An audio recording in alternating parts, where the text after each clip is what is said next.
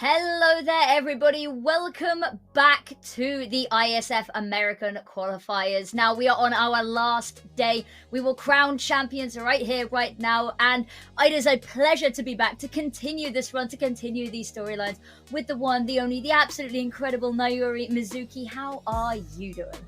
I'm very much looking forward to today. I must admit, I've got a little bit of Sunday vibes going on, but I think that some of the high-octane CS that we're about to be absolutely treated to will shake me right back into the here and now of it all, and I'm really looking forward to getting to go through our final day with you, Affinity, because we barely ever get to cast together, so this has been a treat. It has. They like to keep us apart. We're a little bit too chaotic. We're too good together. You know, the universe would collapse if we're allowed to cast together every day. But yeah, we've got some super exciting games. We're getting to watch teams that we have been following throughout the entire tournament so far in these later stages, in these latter stages and grand finals. And it's super exciting. Our first matchup is going to be Guatemala versus the United States. A little bit of a switch up to what we were expecting, but a welcome surprise nonetheless. Yeah, I think that what makes this so fun is the fact that, like, we've seen the US just be ridiculously good throughout the weekend. We saw Guatemala get pushed a little bit by Panama, who then went on to get absolutely destroyed by the United States. So in a way, it leaves some questions, but at the same time, it feels like this is probably going to be a very US-sided bracket, I suppose. They have looked incredible. Yeah, with Team Canada unfortunately withdrawing from the competition, it means that their biggest opponent, probably statistically speaking, wasn't able to compete. So we have been left with maybe some teams that have been bumped up a little bit further than we would have expected had Canada been in the running here. But let's take a little bit of a look at the groups here. Groups AA and AB. Which had round robins, which is now fed into a bracket. As you can see, Guatemala from Group AA and the United States from Group AB. Then, of course, later in the day, we will switch on over to Group B, which has been a double elimination from the start.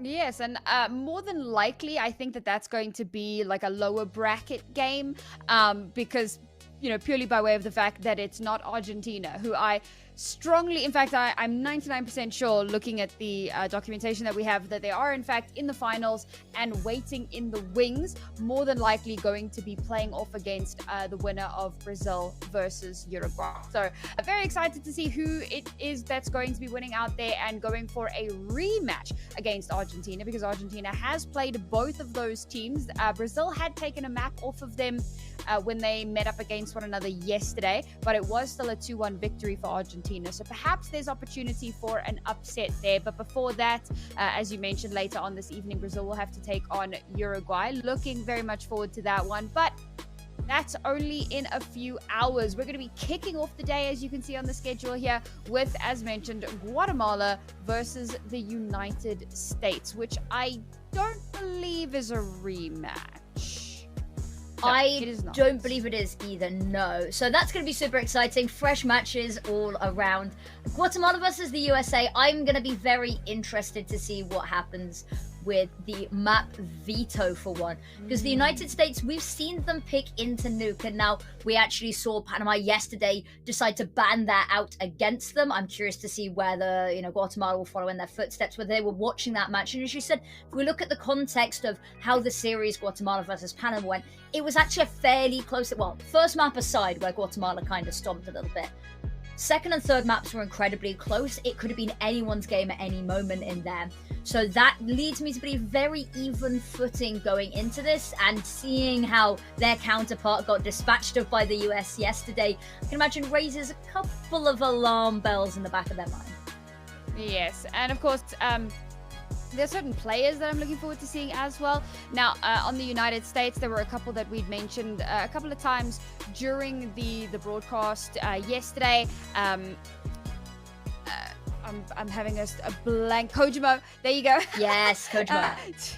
took me half a second there. Yes, performed incredibly well. But then you take a look at the Guatemalan side, and from there it was really stage. I felt like that had a lot of incredible moments, but every now and then we kind of see him disappear a little bit. So I think a big factor here for me is to see if he can bring some consistency to the table today, because that could be a bit of a difference maker. Absolutely, it could indeed. Team US is also, I think they've got lots of aces up their sleeve. They've got players that maybe haven't been too active in recent time, at least in matches that we see a lot on HLTV. So, Kojima, we've sung high praises of, hasn't been as active within the current competitive scene. But they've also got a lot of players who can all. They've got a lot of voices who have got a lot of history and veteran experience playing in the likes of sort of that tier 2 scene. So there's a lot of voices that can pitch in, especially in a mix as well. It can be quite difficult to call, especially mid-round if you don't have a set strat book. It can be a little bit harder to coordinate something with a team that you don't usually play with. So if you've got lots of voices who can pitch in at any given time, that gives them a little bit more opportunity that if things go wrong in the opening rounds, which they do, we see a lot of the time for Team US, they don't win those opening duels. They win a lot of 3v5, so don't get me wrong.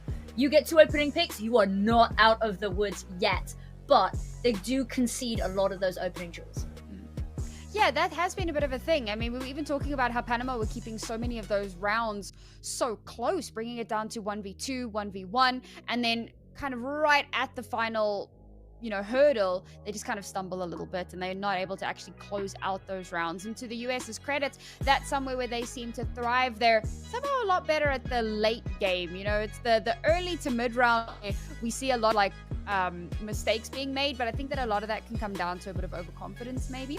And then as the round goes on, we kind of see them stabilize a little bit better and play off of one another a little bit better. So we see more of that, then it could very well be another dominant day for us. We've had 2 13-0s over the course of the weekend. It felt like that second map yesterday may have ended in the same way, but Panama did manage to kind of come back a little bit, claw a few rounds together. We were seeing some shining moments from them. So hopefully we can see a bit of the same today, because it would be really sad if this kind of ends up being somewhat of a blowout. We really do want to see Guatemala be able to push back a little bit and, get something on the board just to kind of boost their own confidence a little bit.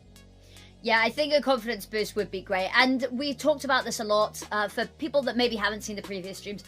Really big important part of this tournament is not even necessarily winning or qualifying further, is being able to showcase areas from regions that we don't really get to highlight a lot. Guatemala, not a country we hear a lot from in the world of Counter-Strike. So this gives an opportunity for an underrepresented region, a grassroots community, to showcase what they've got on a bigger stage, to get the word out there about what their country has in the FPS department, which is super exciting. It gives us a whole load of new talent, new faces that not only we get to have the pleasure of casting, that you guys get the pleasure of watching, that organizations can potentially take note of if they see glimmers of brilliance that they decide they might want to pick up. Yeah, that's something that we've spoken about kind of at length over the course of the weekend, is that there are these examples of smaller regions where they have teams that have been given an opportunity to compete at on a larger stage, on a larger scale, and we've seen players getting picked up and given opportunities to go and compete at higher levels. And that's really exciting just in and of itself, as a prospect. I always bring it back to JT and Sonic for obvious reasons. Slight regional bias there. Not to leave out TC, of course, the coach. Every now and then a coach shows that they are capable of fighting with some of the best coaches, the best minds in the world of Counter-Strike, and it's no different here. These guys are just looking for that opportunity. They're just looking for a chance to show what they're made of. And we spoke a little bit about Stage, and that's someone that I feel like can actually do that. Another example, a great example over the weekend, was Golden, who also, bro was doing absolute work in so many of these matches. So I think that if we can have more moments like that where players can show their mettle a little bit more, then perhaps we'll have an opportunity to see kind of where they head to in the future. But folks, on screen before you, just so that you can get a visual for it. We were talking about flags yesterday. Get that firmly entrenched in your minds. Guatemala taking on the United States here in the playoffs. that they are. I've just noticed. I am wondering what the bird is on the flag of Guatemala. Is it a bird? Is it not a bird on the piece of paper? It might be doesn't wrong. look like a bird to me, but I might be could completely wrong. No, it's a scroll. There's a scroll, but there's something sat on the scroll. Writing?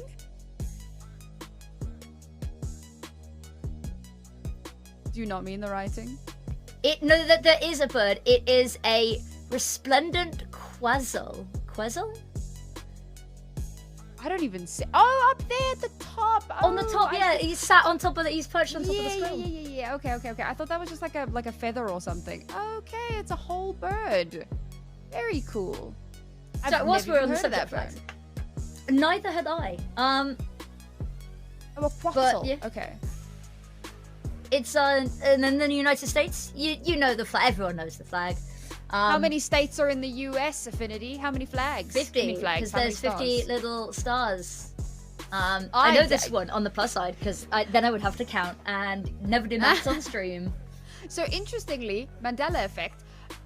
The large, the overwhelming number of people that think that it is 52 stars on the flag. Surprisingly, 52. Yeah. I don't know. It's weird. The education system has failed the world. I thought that the bird name sounded familiar because it sounded like Quetzalcoatl.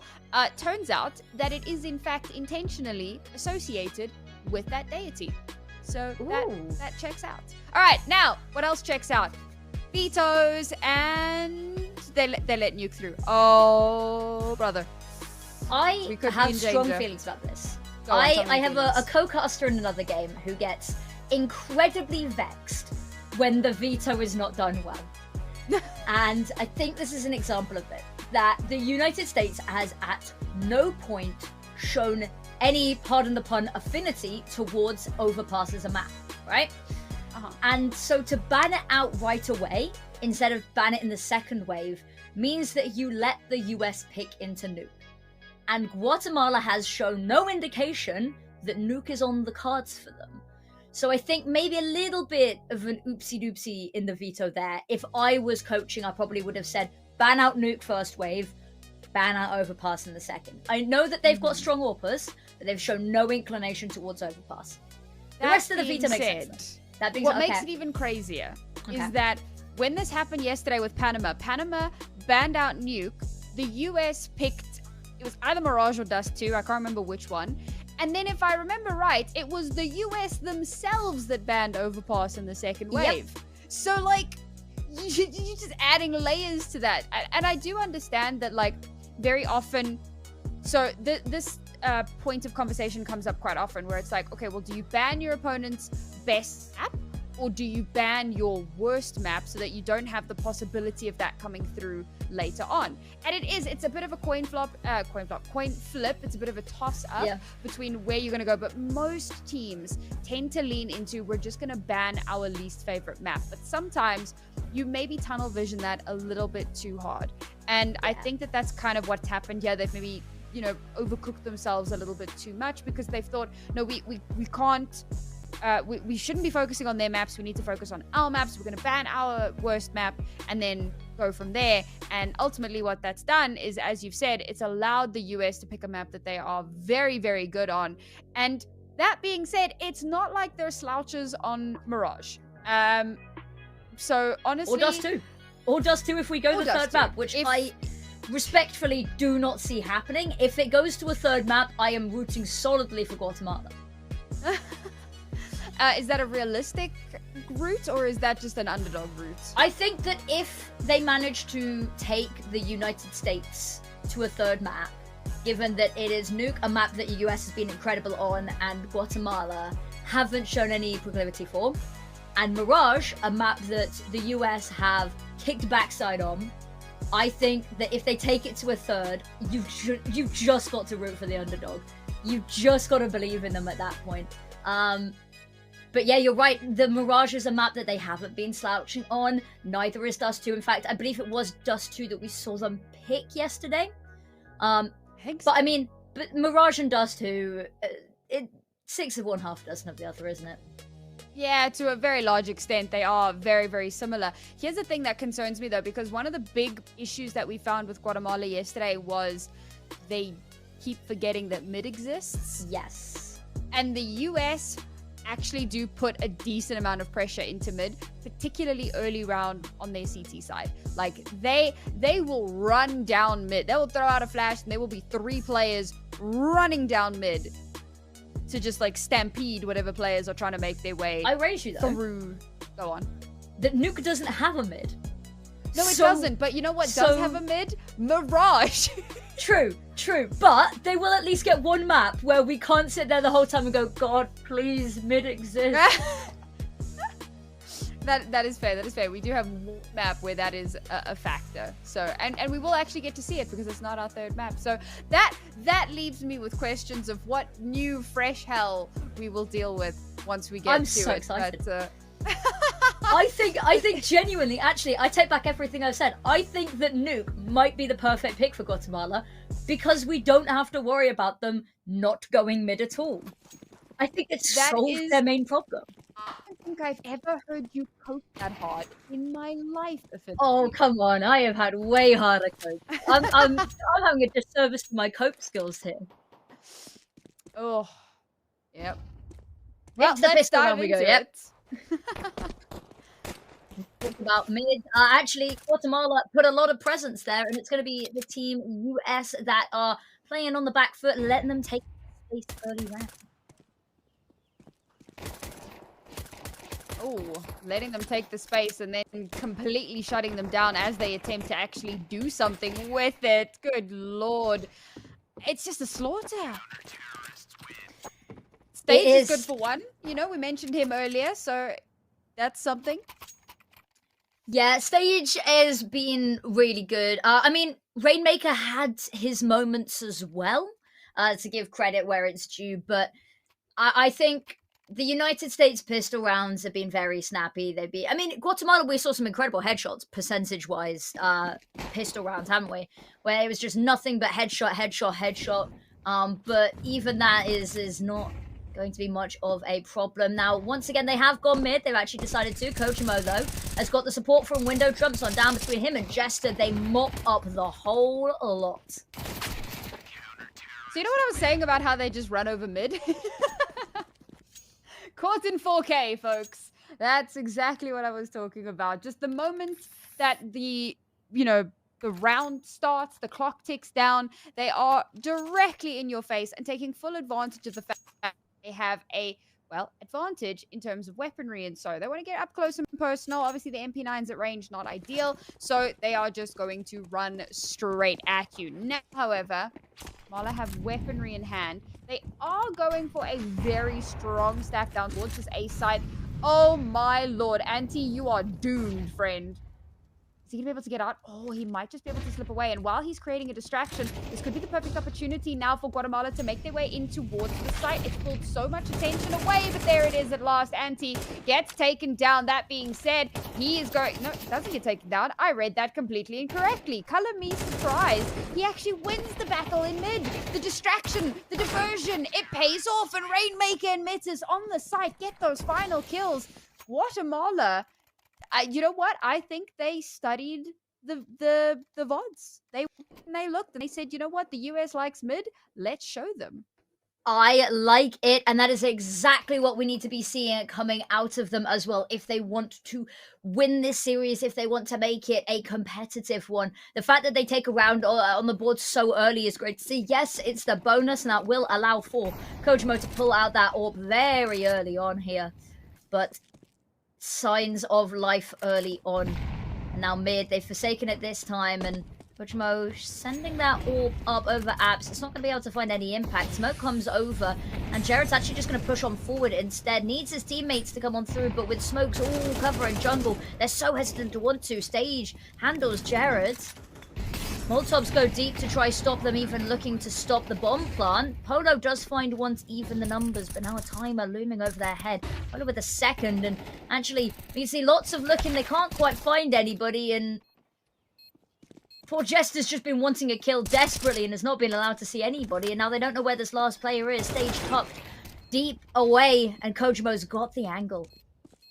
Sure, the craziest thing about that is there were smokes in their way, but the US just do not respect smokes. They just walk straight through them. There might have been a couple of HEs there to clear smokes as well. Of course, we don't really have that POV, but I would be very surprised to learn that that was not the case. So I think that that plays like a large part of it. But yeah, I mean, even Jared, I think that it was a missed smoke. I think he was trying to get it somewhere else, realizes he was about to smoke himself off. So he just runs straight through it and doesn't get punished. He's actually able to relocate to the other side of the map before, you know, anything actually happens. So again, this is very much a confidence thing here from the United States. They know that they don't have to give respect because whatever space gets taken away from them, they're very quick to reclaim.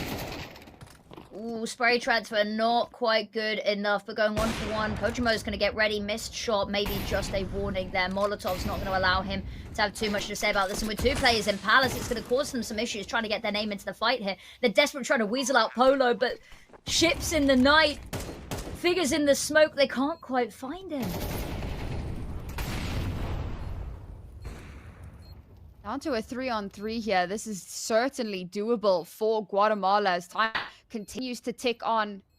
We've got kits on board, so this is certainly doable. But Louis gets caught out. There is a double swing there. Kojumo, open hand, alone on site. He is a man alone on an island, but Jared has brought it down to a 1 versus 1. Unfortunately, time has whittled itself away. There is no possibility, even if he had gotten that kill, but he doesn't. Guatemala up to 2. Yeah, really nice stuff. Those Molotovs going deep means that the two players in Palace, including the Orb, are completely useless in trying to keep hold of this site. They're so delayed in being able to help with the retake as well. And it's a slight problem for them. They can just run on down. It's a little bit messy with some of the smokes coming on through, but they handle the Anarchy perfectly. And now, a couple of pistols. It's a messy force buy into this one, but they want to have something to say about it. Over towards B, they rush where Louis is the only one waiting and really doesn't have much to defend with here.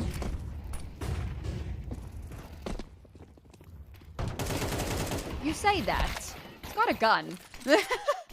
They're getting it done, to the US's credit. I mean, honestly, sometimes all you need is a gun and some snappy aim. And now Ruinmaker, well, it seems that he might be the one in ruin himself. The US, after losing 2 rounds, have brought it steadily back into their control, but we have gone a little bit 1-for-1 here.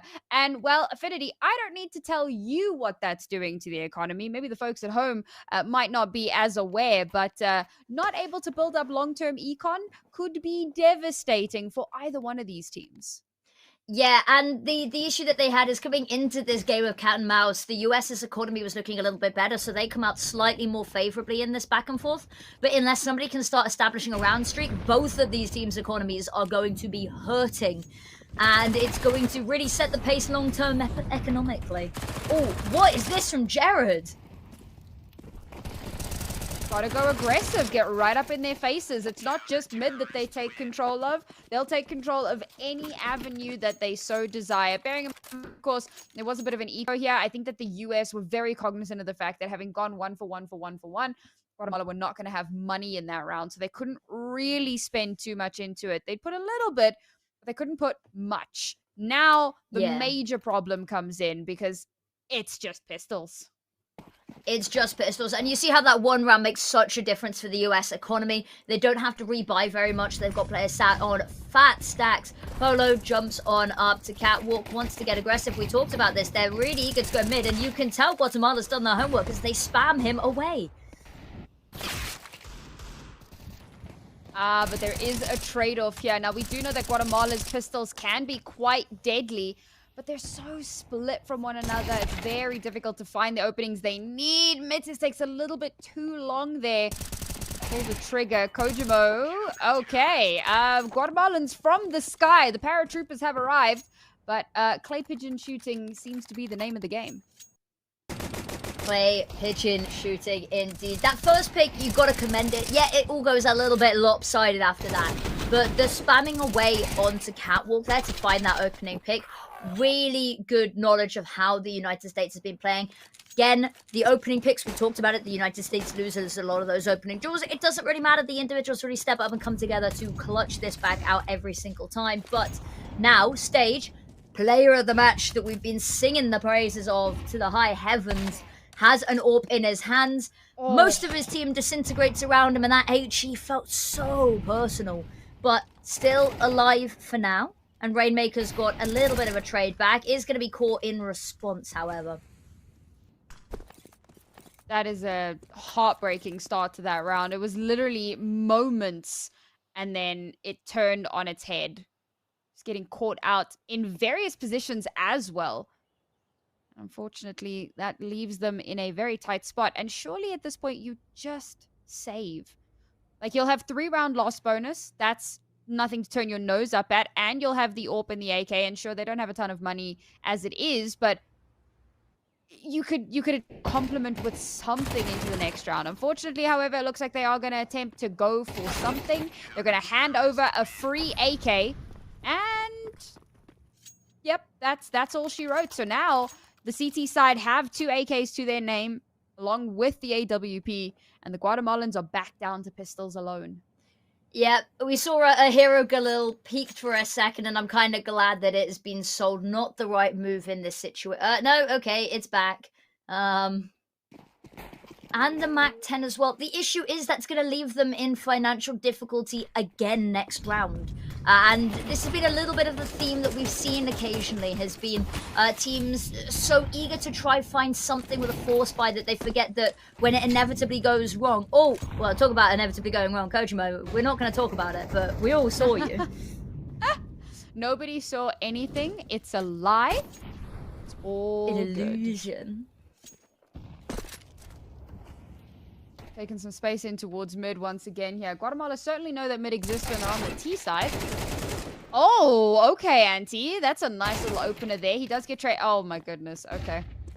I mean, I know we were talking about the US not respecting smokes. I don't know if Guatemala were like, oh, yeah, we can do that too, guys. Just walk through the smoke. You've got a close-range weapon. As long as you're quick enough, it'll be fine. Spoiler alert. It was not fine. You're probably wondering how I ended up in this situation. I still don't know what movie that's from. Like, I know it's been in a lot of movies, but I don't know what started it. I will level with you. I don't know either. Well, there you go. I'll find out and I'll put it on my watch list. Nice. Alright. Here we go. It's all Galil's. Not an amazing sign. Flash to go over the top, and that is going to force Polo off the angle, but all it's going to do is force him to reposition. Chester gets smoked off, and that gives them a lot of space to work with in mid, actually. Resmoke comes on through, and they are just going to let them have this space. It's all a trap.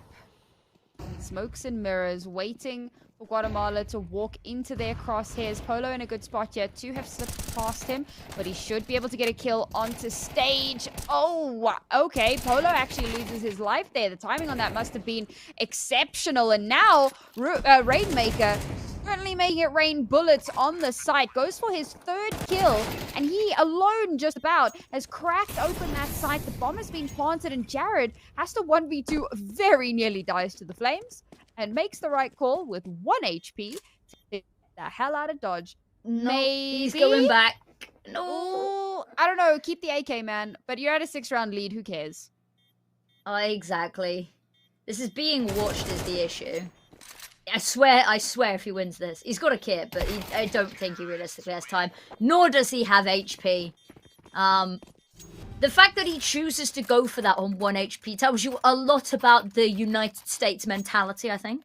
And not just in Counter-Strike, but I feel like it's a general theme for people from the US.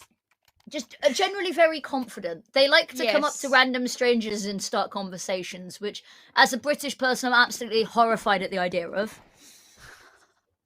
So you're unfriendly is what you're telling us. I'm friendly, I just will never go up to a random stranger to start the being friendly. The nade stacks for the United States is something else that we've got to highlight. Oh. Their HE usage has been impeccable.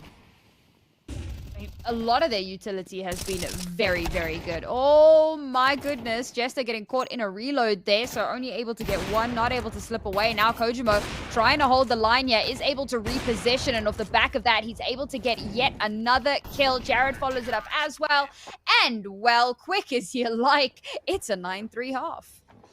It is indeed. We are nearing the end of the map. If the United States can take this pistol round, that's, 10-3, probably 11-3 at the back of that. And we've only been going for about 14 minutes, Sam. What? We've been going for almost as many minutes as there have been rounds. They have been really quick. Oof, alrighty. High speed. It might be a little bit longer, sorry. I might be mistaken. It might be closer to 20 minutes. But it's not anything more than that, and we're almost done with the map. Need for Speed CS edition, it seems.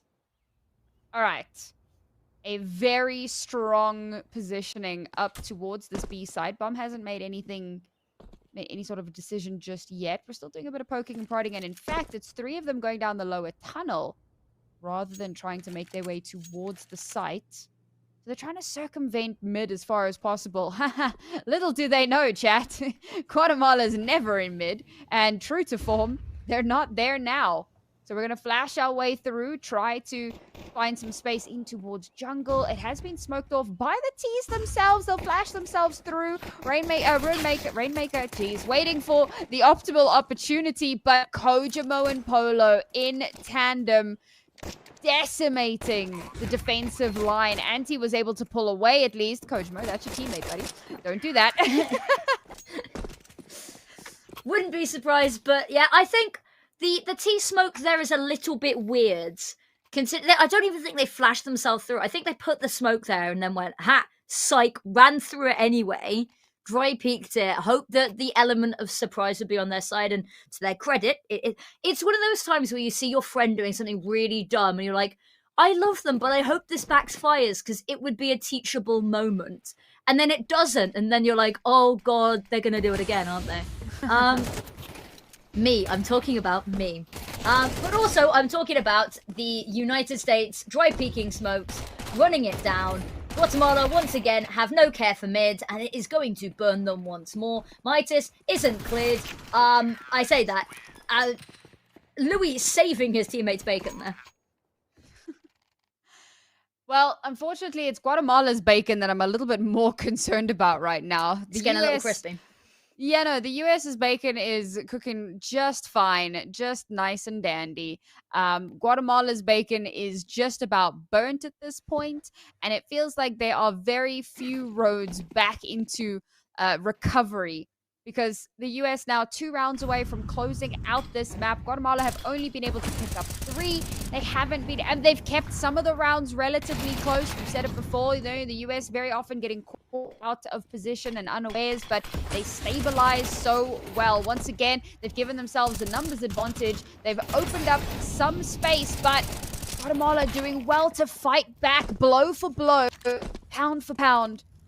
But unfortunately, the numbers advantage has been given over to the US. They've already cleared out the ramp position, so they know that it's going to have to be a push either from jungle or from mid, or at least a delayed push from ramp if it is going to be there. And that does appear to be the chosen pushing point. Problem is that, like, you've got 2 players very close here that can quickly respond the moment one of these players shows themselves. The AT to clear the smoke, there's nothing there to follow it up onto. The players are tucked in. They now know that Guatemala are here.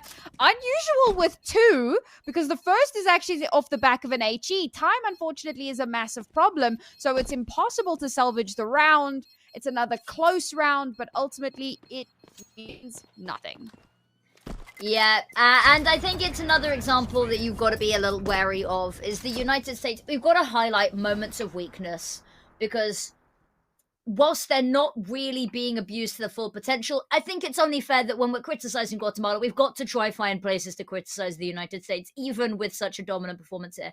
They've been over aggressive in dare I say, meaningless ways sometimes. Like at the end there, when somebody dies to the HE and they still choose to dry peek the smoke, there's absolutely no reason for it. I guess maybe you want to take the weapon away, but it feels a little bit fumbled. It feels a little bit arrogant. But I mean, when you're 9 rounds up, you have a little bit more freedom to play robustly. Speaking of, Kojimo continuing to be rather robust, rather large of a problem, but Stage shuts it down. Can they continue to whittle away here? Again, you know, pound for pound, blow for blow. That has been the theme for so much of this. They've done quite a fair amount of chip damage to the US side, but remember that this is for all the marbles, or at least the map 1 marbles, and it looks like they'll be able to add one more marble to their pile as it's now down to a 2 versus 4. We've seen the US win 2v4s in the past, however. The Guatemala cannot afford to let their guard down now. Both players' positions basically known and aware of. Unusual has to be careful, spots ahead over the smoke. They know exactly where Jester is because that kill has just come from there. Walk straight into Unusual's crosshairs, and Guatemala will give themselves a little bit of breathing room, but not terribly much. No, I think you made a really nice call, a really nice highlight during that round, which was the HP bars had been really chipped away at, which when they only had the likes of MP9s and a lot of these players, that's where they sing the most. And the fact that they find the opening picks, they found a load of damage as well, it means that Team US don't have the health, they don't have the players to actually break out of apps there. They get well and truly trapped with no way really to move elsewhere. Oh, Stage, it's an absolutely incredible pick. Rainmaker's got one with the HE, and this is looking very nice, and Louis runs out of bullets, stood right out in the open, and suddenly just Jared left and Anti's waiting nearby. Matter of timing as to who finds the kill here, but looking the wrong way. Jared looks briefly elsewhere, and that is going to be his demise. Guatemala, 5th round on the board. They keep this going a little bit longer, with the money in the state that it's in, a lifeline, a short, very narrow lifeline, but nonetheless. They took mid. They took well done. mid. This is positive reinforcement. Yes, we have to be very Pavlovian about this. You know, make sure that every time that bell is rung, they know that what they need to be doing is heading towards mid, because it has worked out beautifully for them, at least for now. Oh, they've made the wrong call. But also they've stacked like heavily, like it's not even just about having that mid control, but the mere fact that the rotation to get to the other side of the map is going to take them a lifetime.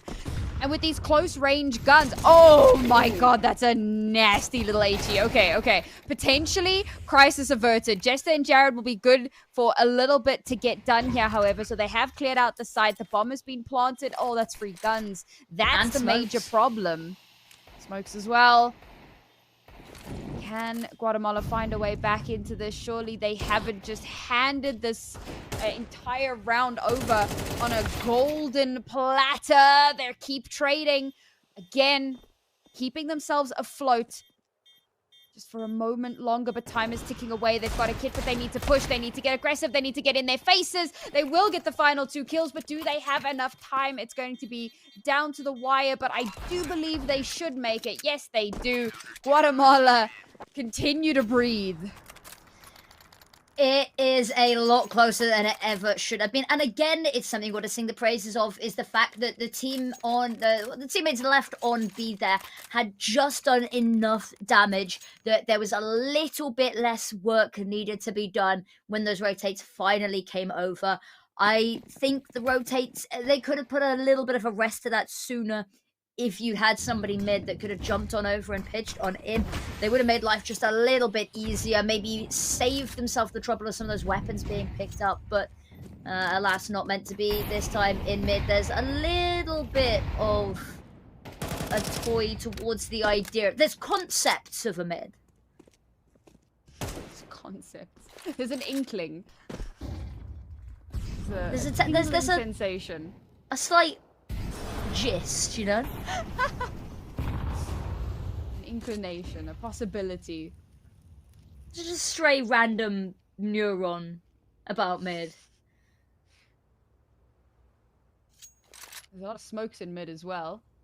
Giving the US a lot of space to work with here. Looks like they're going to be going for an A exec through mid itself. Oh, getting caught unawares here. Don't have the information. Rainmaker from the jungle position. Mid is from behind. Yes, it does go 2 for 2, but no idea that they'd left one in mid to catch the late rotations. Guatemala do so well to start clawing back in to give themselves some kind of hope that maybe they can bring it back, but the United States stamped that down. A 13-6 affair, I think, is a lot closer than I was expecting, which sounds horrid, but it is factual. I was not expecting Guatemala to be able to get that much done. They have impressed me so far, but what comes next? I think that might be the joint top amount of rounds that we have seen a team take against the United States. I think 13-6 has been the best scoreline, and it's the second time we've seen it, I think. So, not bad going at all. It's a difficult one. I think that they were just being overwhelmed by the shift firepower at times. The fact that even when they were getting opening picks, the multi-kill potential on a couple of these players. You know, Polo, for instance, had a standout game. Kojimo, absolutely wild. Anti always working into angles that they're not expecting. A little bit slower game individually, but just applying that pressure elsewhere. Stage on the flip side, we've just seen that the AWP shot, the flick up to find the jump peak, has been incredible as well. And I think if I was an org looking potentially for an AWPer, I might be having a nosy over his direction. You might be having an inkling.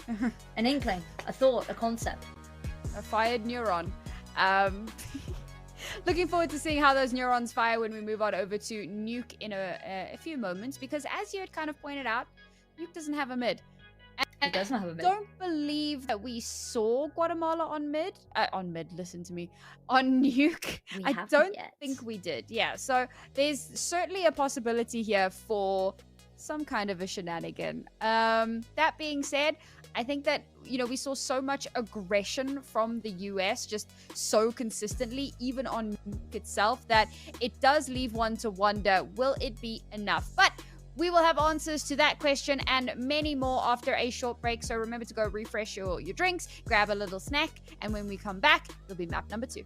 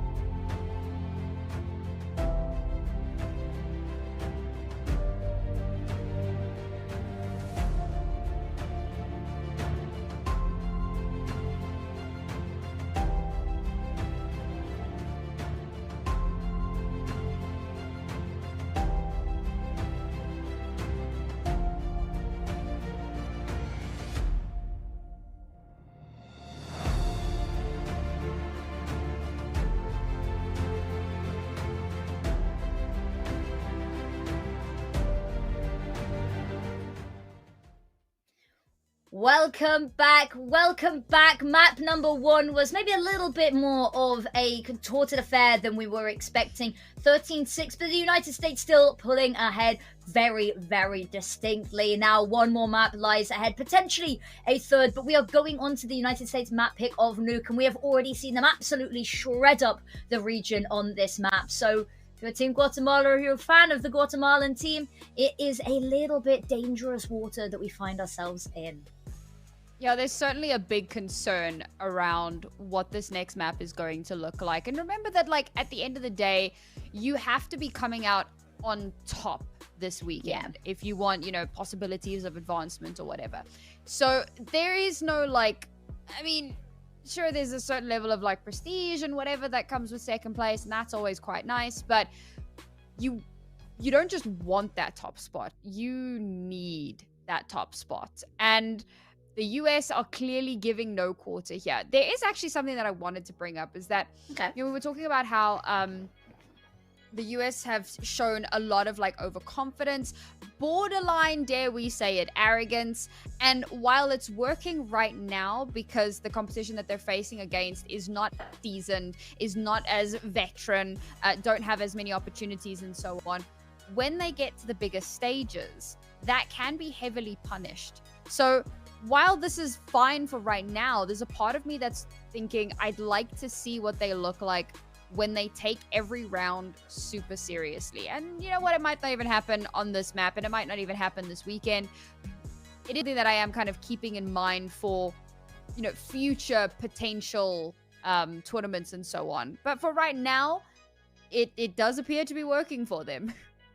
Yeah, it does indeed. And, you know, we say this, potentially this is just how they're going to play the whole tournament. Potentially they come into this with a godlike level of arrogance and they just run it down, because we do see teams that is their play style. That they go, we are going to come in boisterously, we're going to play boisterously, and we're going to give you absolutely no respect. And we see that's how they play. Now, we don't see that a lot at the top tier because it doesn't always work amazingly. You have to have the highest caliber of individuals possible.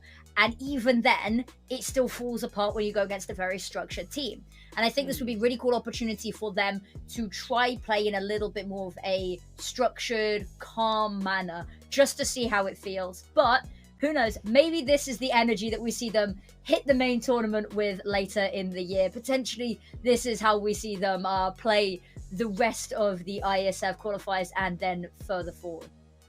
Yeah, I mean, I think a great example of what you're saying is, like, I always think about HSG in the, you know, the women's circuit. Yeah. Who absolutely decimated everyone in their path in the APAC region. They didn't have competition. They were barely dropping maps, never mind series. They were just absolutely destroying everyone. And then they get to LAN, and they, you know, their style of play is very easily countered by some of the, you know, the top teams in the world. And yeah, sometimes they'd get some fairly decent results, but ultimately they were not on the level. So that does become that concern. You know, you talk about the whole big fish in a small pond syndrome. But eventually you're going to want to get into the ocean, and then you're going to realize that there are bigger, scarier fish just on the horizon. But of course, that is always a topic for another day, because for today's topic, we have a pistol round that is literally blink and you missed it, but it is Guatemala who won it. Yeah, and not even sort of haphazardly. That looked decisive as anything. So Rainmaker with 4K had been taken down, so denied the ace. But that is certainly a way to kickstart this map. And for all of the things we've sung the praise of the United States and the worries that we've had, A, this map doesn't have a mid that Guatemala can ignore. B, this is a CT side start, which gives them that little bit of an extra leg up, a little bit more opportunity, because their CT side did look a little bit better over on Mirage, and we've seen their CT side looking generally a little bit better across the board in the matches we've watched them. So I think it should be a leg up that they can abuse. And already the US has taken some serious damage early on here. Still surviving, dodging and weaving and ducking and diving. But there you go, Stage with the very advanced position towards outside. Oh my goodness. Goodness me. All right, T there to save his life. And this is massive. All 5 players surviving in the force is huge for them. It means that they have a really robust bonus. They barely have to reinvest into this round. They're going to be coming up with guns now, so let's face it, there's a good chance that they're going to lose this round. But what that means is that in the next round, they will still have money. So they'll have a chance back with a more robust buy themselves in round number 4. This is the best possible start that Guatemala could have had. Exactly. Midas got a lot of money in the back pockets. We might be able to see an AWP for stage bought out early, and considering how snappy, how good he's been with it, that could be a real boon to the team. Now, Jared, admiring the wall, waiting for the opportunity to execute. Unusual Molotov goes on out. Whether it will be respected is another matter. Several players already burst on through, but he has backup from hell. Jared gets one, but that's about all he can find. Smoke comes out, is going to cut them off, but still so wary that the spray could come on through. Rest of his team has already dipped down towards B stage, waiting. Smoke in the door. He's not going to get a line of sight here. HE to part it open, maybe, maybe not. Double doors to try bait out something, any peek.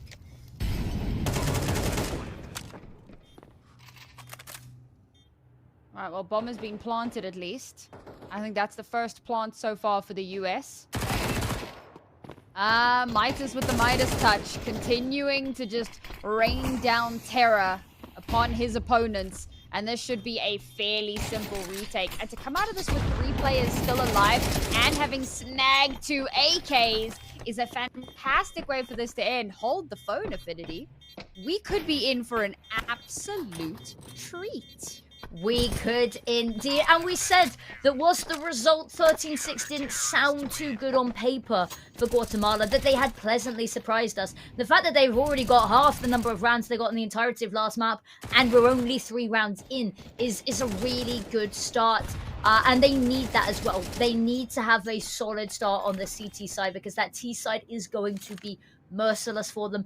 The United States on a weak buy now. That force buy really didn't yield the responses that they wanted. Yeah, a bomb plant and 2 kills is pretty good going, but with how heavily they invested, you wanted maybe a little bit more. Ooh, Unusual going to be tested once again. The Molotov not quite spreading, so they're going to get through the flames unscathed. Drop down immediately, just about missing stage there in hell. Unusual next up to the chopping block, and they've all been missing their shots. Polo, however, has found the first. Kojimo runs on down Rainmaker. Utility to come on out. Tech 9's going to be ringing out loud and proud. Anti just has to fall back here. Okay, but Mitzis will be able to trade one back, and with the weaponry advantage here, this certainly does feel doable. Problem is, Kojimo does have a gun now, and that is somebody that should be terrifying as a prospect to potentially deal with here. A strong post plant setup as well. They've got each other covered really, really nicely, and surely not. Is this going to be the call to save? I mean, it probably has to be. It's a 2 versus 4, but that's a devastating way to lose on against a pistol round.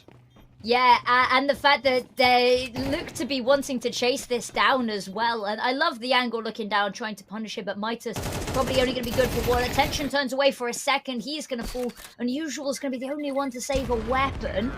Money is in a good enough place that the rest of the team should be able to buy for Anti here, but it is victory stolen from the jaws of defeat there for the United States for their first round on the board, no less.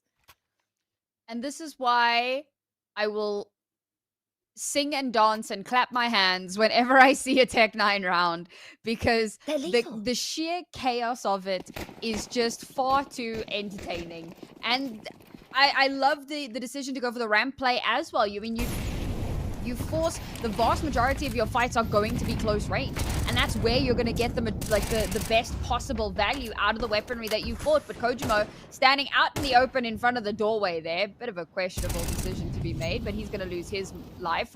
Rainmaker towards outside, between he and stage, they've had that outside fairly locked down, and very quickly the United States find themselves once again on a back foot. Unusual now on a slightly elevated position, waiting to see a pixel. Unfortunately, it's going to be his pixel that gets punished. Jared for 2 brings it to an even kilter. They'll slip on down, make their way down towards the bottom site, and an easy plant to follow. Yeah. They are masters of bringing back rounds with disadvantages. Stage wanting to have a little bit of a look, but the issue is no door left open, so everything they do is going to be a sound cue to alert the attention of the United States. Jared HE goes deeper. We talked about how brutal they've been. Just about gets around the corner. Stage lucky to be alive. Should be counting his days. And now they just have to retreat again, but Stage is going to have to back all the way away because he has not got HP to survive anywhere near the site. Oh, they're really going to let another kill happen here. Yep. You going to go for the AK? That's rough, though. Like, Guatemala started off this round looking so good, and then the US just like... Polo dies? Damn, alright. That's a little bit of a mistake to be making when you have so much space to retreat and then you're still losing players when you had the whole bomb timer to establish an exit route. Yeah, a bit of a weird one. Maybe he thought that he was just out of range. Maybe the bomb was planted just a little bit of a weird positioning. I don't know. I'm trying to give the benefit of the doubt here, but it is a bit of a weird one nonetheless. However, they're not too perturbed. Kojimo even has an AWP and has already done significant damage with it. Brother! What? Just walk straight into them. That is, that's something else that we've seen is Guatemala was quite proactive on their defense. Maybe too much so in a couple of instances. And I think Nuke is a map that unfortunately lends itself. It's like the devil whispering in your ears, like, just a little bit further. Yeah, you can take trophy room. I mean, lobby's just around the corner, isn't it? You might as well. It's that constant, you know, oh, you can go a little bit further, push a little bit more, and then accidentally overstepping very quickly. Now, the fact that Louis gets 3 there, though, like, that's the part that really kills me. And they just kind of ran out dry as well. And Louis is just going to continue that terror that he's wrought upon the Guatemalans over the last couple of rounds. We'll get the next kill onto Rainmaker. Open up space for them. And now they're just kind of hanging out and outside. And normally, logic would dictate. You look at that and you go, oh, goodness, they're in a bit of danger now because they're all just out in the open in the outside. But no, Guatemala are so heavily spread across the map here with 0 presence towards outside. The one little bit that they did have was pushed back very early on. And now, unfortunately, there you go. They've lost their heaven position as well. It's the easiest loop-de-loop for the US to now make their way in towards the A-bomb site. And that's going to be basically round. They're just spamming the vent. They know.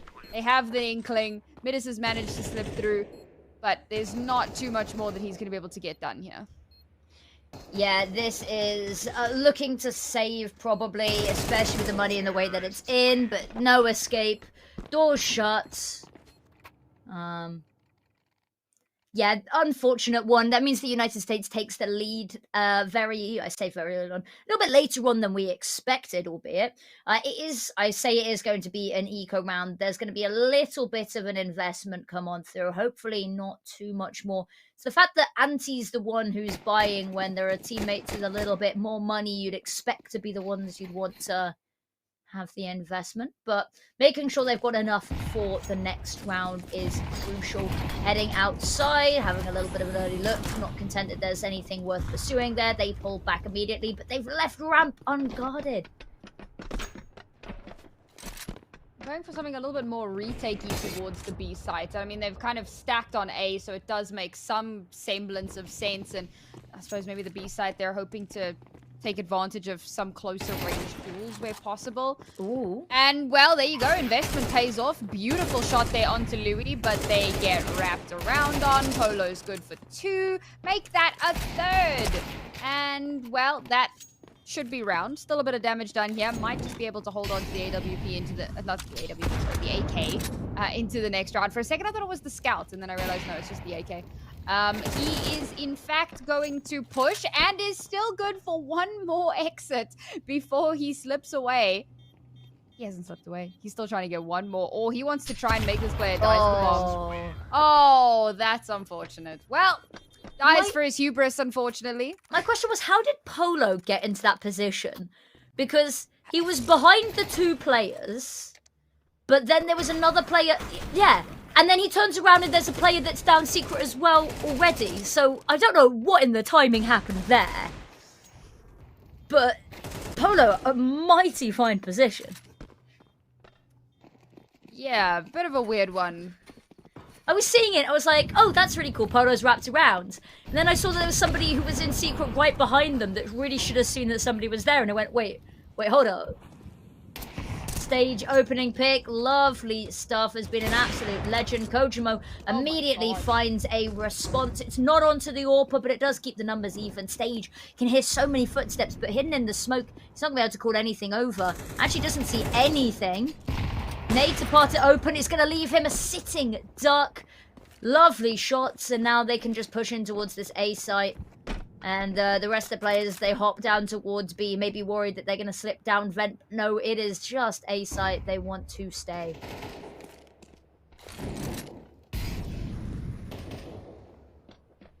I don't know if there's too much more here that Guatemala can even get done. Again, it's another kind of retake angle, and they've really struggled when they find themselves in position having to deal with a bomb that needs defusing. I think they've had one successful retake so far. Ooh, and it doesn't look like this is going to be a second. We're down to a 2 versus 2, unusual up and instantly caught out. Anti, however, will be able to get a little bit done here, but now position known. He'll be dealt with rather swiftly, and the United States go up to 6. A guaranteed even scoreline at the very least at the half, but one more round will put them in a far more advantageous position than they already were. Reminder, 6 rounds on the T side of Nuke is a little bit unreasonable for the poor CTs that will then need to mount a T side. It is indeed. And that's 6 minimum. They're on an absolute tear. They've not lost one in the past 6 rounds. So momentum on their side means they can go for even more. And every round they get after this is more and more damning. Vitus spray through the smoke. Is going to try to get his position into a little bit of a nice tucked in spot. Flash, I don't think that's quite where it meant to land, but it's not really going to have too much effect. Anti pushes lobby, finds one, and this time decides to back away. Has got the spoils of war and does not want to be caught getting too greedy.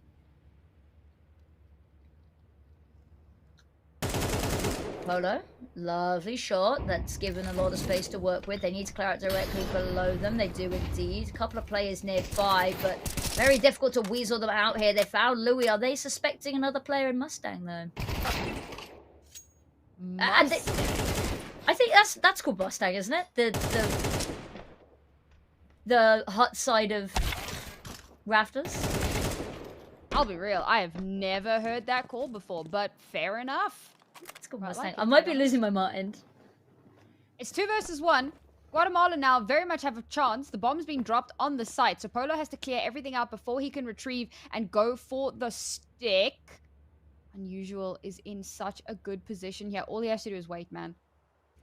And of course, he doesn't have caster vision. He doesn't know that the player is still on the bomb site. Waiting for some sound cues, something to give away the game. The tap on the bomb should be heard.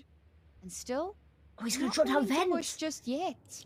Oh my god, he's gone. He slipped away, but surely Mitis has realized that surely he's had an inkling that this is what's happened. And yes, they've already started to rotate over. They'll have a bit of a split positioning here as well. First to come to, why have you swung that alone? But you've done so much damage, and it's just enough. Mitis will swing and get that final kill. The defuse to come through, and Guatemala a second wind.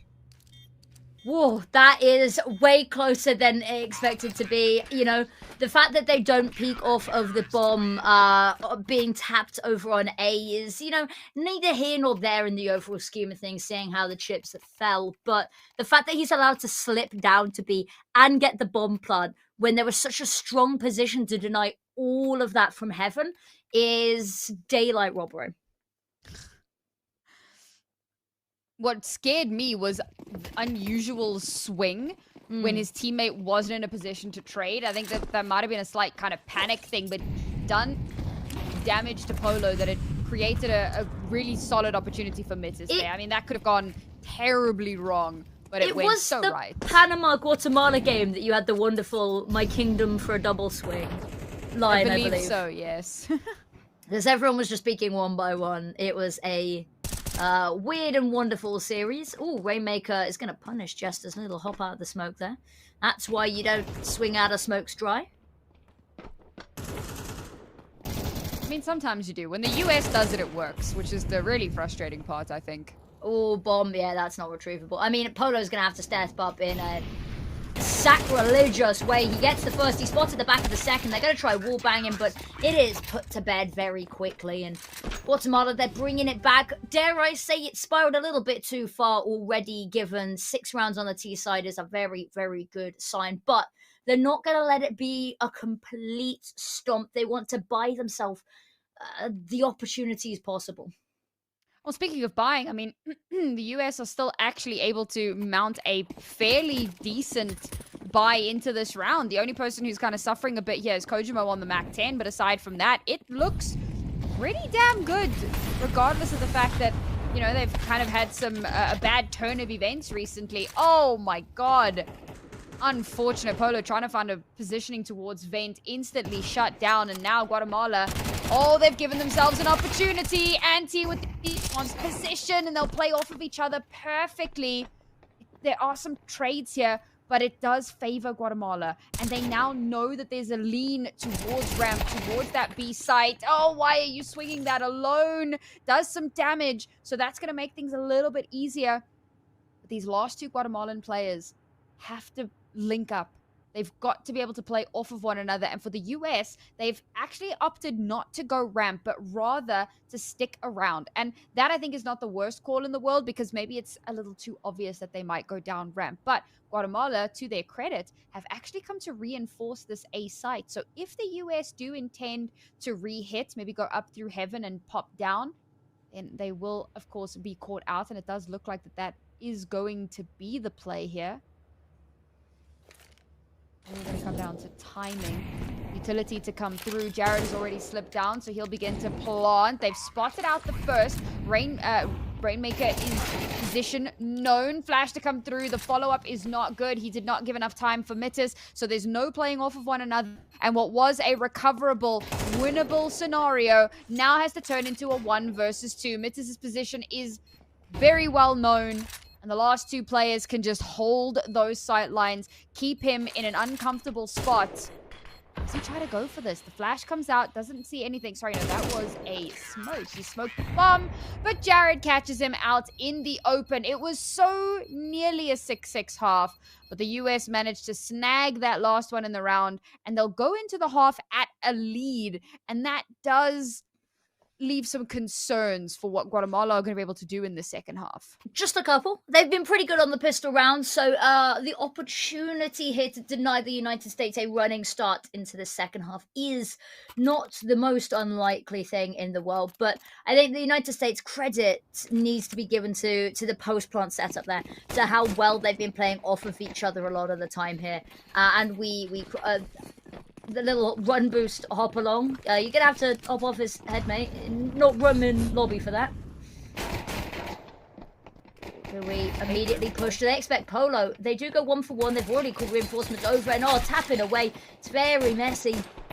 Need to deal with Jester, and they actually do so successfully. But Jared, thorn in their back. Bomb gets dropped, and now they all just have to feed into him. That's the double hold that you love to see. Guatemala had a lead in that, and it slips away from them like water, like sand through their fingertips, unfortunately. And that was a pretty important one for them. And the worst part is that they don't get that bomb planted. So now they come into this round with very little to utilize. The advantages for the US are now beginning to kind of expound upon one another and just become exponentially worse. 2 rounds away from double digits. Guatemala have to come into this with just pistols and hope to high heaven they can make a miracle happen in the next round. But they have spotted the outside player. They've spotted that aggressive positioning. They'll take full advantage of it, and teammate will not come to back that up. So that's potentially a free gun. And yes, they have picked up that MP9. They have no utility here. They have 1 incendiary. I'm unconvinced that that's going to prove terribly useful for them. Rainmaker trying desperately to get a shot in over top, but just takes a ton of damage for it. Kojimo using the cover of this tin can. Metis, however, is the one who will pay off dividends. The Molotov followed up by the MP9 kill. This comes down to a 2 versus 2. No, they don't win the round, but my god, they do so much damage. No bomb planted, but they're forcing a reinvest, and they were going to be able to buy into the round anyway, but they have to capitalize now. If they cannot win this round, then it could turn into the runaway train that spells disaster. Yeah, it very well could be. I think the fact that it was a nice start, but when they get trapped behind red there, there's no way for them really to escape. You said they've got a single Molotov. That Molotov isn't the cover they need to get out either direction. No. And they're being watched from too many spaces. So once they got into that position, it was kind of checkmate, but good to have done enough damage before that point to really have made it competitive, to give them a little bit of something to work with here. Polo, spray around the corner. They are going to go 1 for 1 on the kills elsewhere on the map, though. Kojimo gets one, decides instead of backing away to go for a little bit more. The greed, however, is going to be his downfall. Hubris that he can find more, but 3 missed shots will spell trouble. 3 strikes and you are out, and now that B site is going to fall potentially. Actually, Jester wants to have something to say about it before they completely give it up. There's the first, and Jester long range with the MP9 is going to find the second, and double digits secured. It's another round that just kind of spirals out of control too early to be able to pull it back. It's like, you know, when you're on like a climbing rope and you realize too late your hands are slipping, and the next thing you know, you're on your ass and your hands are on fire. That's kind of what happens there. Before they even have a chance to really clock that danger is upon them, their hands are on fire and they're on their asses on the floor. And the US do a really good job of taking advantage of it. You know, you got to give the flowers where they're due here. Guatemala forcing into this round a little bit. I don't love it, but I do understand backs are against the wall. Something has to give. Miracles need to happen, and they don't have a lot of rounds to play with here. So hopefully they can make something happen, some really good utility to force them off of these nasty, uncomfortable angles. Metis and Anki together will be able to get 1. Rainmaker good for 2. That name is going to trip me up for the rest of time. But you know what? There's a chance I won't have to say it for too much longer, because the United States take yet another round and bring themselves to 11. Yeah, that is series points slowly encircling Guatemala, slowly closing on in, and this is their signature, isn't it? When they know that they're in dire straits, they force and they force and they force. And against Panama, a little bit weaker of a team, that might have worked. But against the United States, their full arsenal, their full power and lack of mercy in this series, it is going to do nothing. Rainmaker chunks of damage and taken down instantly. Polo, not wanting to stop for some more, is going to hide out. The smokes don't blossom in time to save either stage, or, to be honest, Polo there, unusual, going to creep on forward under the guise of the smoke. Jester immediately going to drop down, go and meet them out of secret. Knows that's where they're heading, knows that's where they're going to go, and might as well send the welcome party to them. Welcome wagon has arrived. Kind of like when you start a new family in The Sims and the entire neighborhood just kind of rocks up on you. Exactly. That does not happen in real life. I don't know why they added that to a video game. The bomb is in a bit of a weird position. I'm not saying it's unretrievable, I'm just saying it's in an odd location. And with only 50 seconds on the clock, someone's got to go and retrieve it. Jared's going to find unusual, and now that just leaves Midas. Location known. Louis been toying with this angle, playing with his food. Midas managed to find Kojimo, but, you know, didn't even realize Kojimo was directly behind him. Poor Kojo has been taken down, not saved in time by his teammate, but, you know, going 1 for 1. They secure themselves the round. They secure themselves that 12, and that puts them on series point with 7 opportunities to close this out. Now, we have seen higher falls from grace. We have. Even this weekend. But don't let the 12-5 loss in the Iesf qualifiers distract you from the fact that Cloud9... Good lord, imagine. All right, here we go. Final round, and unfortunately, it's already off to a terrible start. Jester has managed to get 2, but Stage has kept it incredibly close, trying to just bring this that little bit further. I don't know what Polo's doing with the next game, I'll be perfectly honest. I kind of see the idea behind it, but clearly, it has failed miserably. 2 versus 1. Louis, the worst part is that this is still doable. It is still winnable. The bomb is lost beneath heaven. They'll be able to pick it up because Louis was not holding for that angle. So that would have been devastating had he been up there. Instead, he's going to go for an outside swing. Oh, this could be perfect. Shots through. Does manage to land onto Mitters. Now has brought it to a 1v1 without taking any damage. Makes a ton of noise upstairs. And as soon as Rainmaker swings, Rainmaker even... whatever his name is. He clutches the round, and that's the important part. What if it's Rivenmivka, and it is actually these, and we've just been reading into it, you know? We've been leet-speaking this all the time, and it has just been Riven. I'll be honest, if it's Rivenmivka, I will actually give up on... Shed a single solitary tear. Like, that's my career, I retire. Alright. Now, 6 more opportunities to close this out. And Polo is on naught but a Deagle after his XM scandal last round. It's a scandal because he did badly with it, not because he bought it. No, it's because he bought it. I am an XM defender till I die. As long as they can do well with it. Ooh, did he spot a shadow? I don't think enough had happened. Dodges the flash. They're actually not going to peek through initially off the back of it. And oh, the spray down finds 2. Make that 3. Running out of bullets. Almost finds the last. And with that pistol switching over to the AK. And you can see Unusual backing away desperately.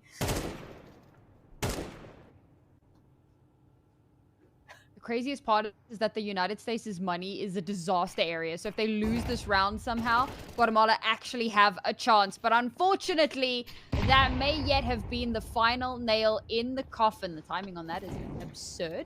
The AG clears the smoke, but somehow Unusual has managed to back away. They know who he is. Oh, he spots out 1, but can't connect the shots, and he will fall to the wayside. The United States taking another game, 13-6. The same scoreline that we saw on map number 1, but ultimately that means that they have a 2-0 victory. And I do believe that means that they have won the playoff bracket. So well done to the United States. I could be wrong on that. I will get confirmation for that if I can. But my inkling is that they have done that. So yeah. I believe so, and I don't believe there is anyone that could stand in their way otherwise anyway. So absolutely incredible scenes coming out from them. They look unstoppable. To give Guatemala its due, there were rounds, there were moments of brilliance. And again, we got a highlight Stage. We got a highlight Rainmaker has also been making quite a good impression. Anti, maybe not a huge player in the frag department, but at least finding some nice angles to try and work with. Midas punishing on those exits. There were all moments where they stepped up in their own ways, but it just wasn't enough to deal with the sheer overwhelming force that the United States brought to this tournament. Yeah, I'll be honest, I would have loved to have seen how Canada could have fared had they been able to compete. It is a little bit of a sad story there, and I think that that would have been very interesting to watch. But in a sense, I think it's kind of nice that we've gotten to see a lot more out of some of the smaller region teams. I mean, to have taken 12 rounds off of the US, this is the best that any of the teams have done against the US this weekend. So that in and of itself tells you a lot. It tells you that they've put some time into this, some thought, maybe even reviewed some of those VODs. They really, really did work hard, and they should be praised for their efforts. So well done to Guatemala for doing as well as you possibly could, but ultimately it's going to be the US walking away on top of this bracket. So commiserations to the other teams in this particular group that were not able to rise to the occasion as the US did, but a huge congratulations to the United States contingency, who should be moving forward in the life. I mean, aren't we all moving forward in life? But yeah, of course, One moving day forward at a time. in in the overall tournament. And I'll be super excited to see how they fare against some of the other teams later down the line. Looking so dominant in their region, I will be curious to see how they fare going up against the European teams, especially. And so that'll be quite exciting, and it'll be a really good opportunity for a lot of these players. I know a lot of them have played within the Tier 2 scene, but this will be a little bit bigger of a stage. It'll be a chance for them to play on LAN, I'd assume, later in the year as well, which is always a little bit of fun, is always a very different experience as well. And the fact that they've done such a good job here is really reassuring. There are a lot that we highlighted about what we'd like to see done a little bit differently and how they're going to fare when they can't just run it down potentially. But that is all a future us problem. For now, we are going to go to a bit of an extended break. So now is a perfect time to go grab some dinner, go grab some lunch, whatever meal is appropriate for the time zone that you are in right now. And we'll be back in a little bit for our final game of the qualifiers.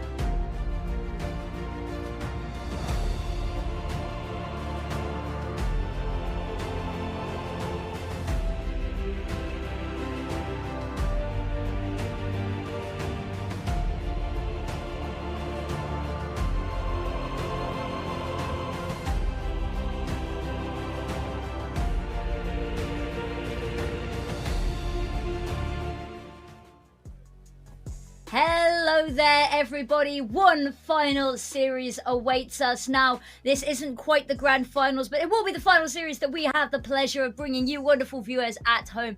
And it is none other than Brazil versus Uruguay. Hopefully, you've had a nice little bit of break. What did you get up to with your break, by the way, Sam? Did you, grab a little bit of food, maybe? Refill your drinks? I got a cookie, and then I watched The Lincoln Lawyer.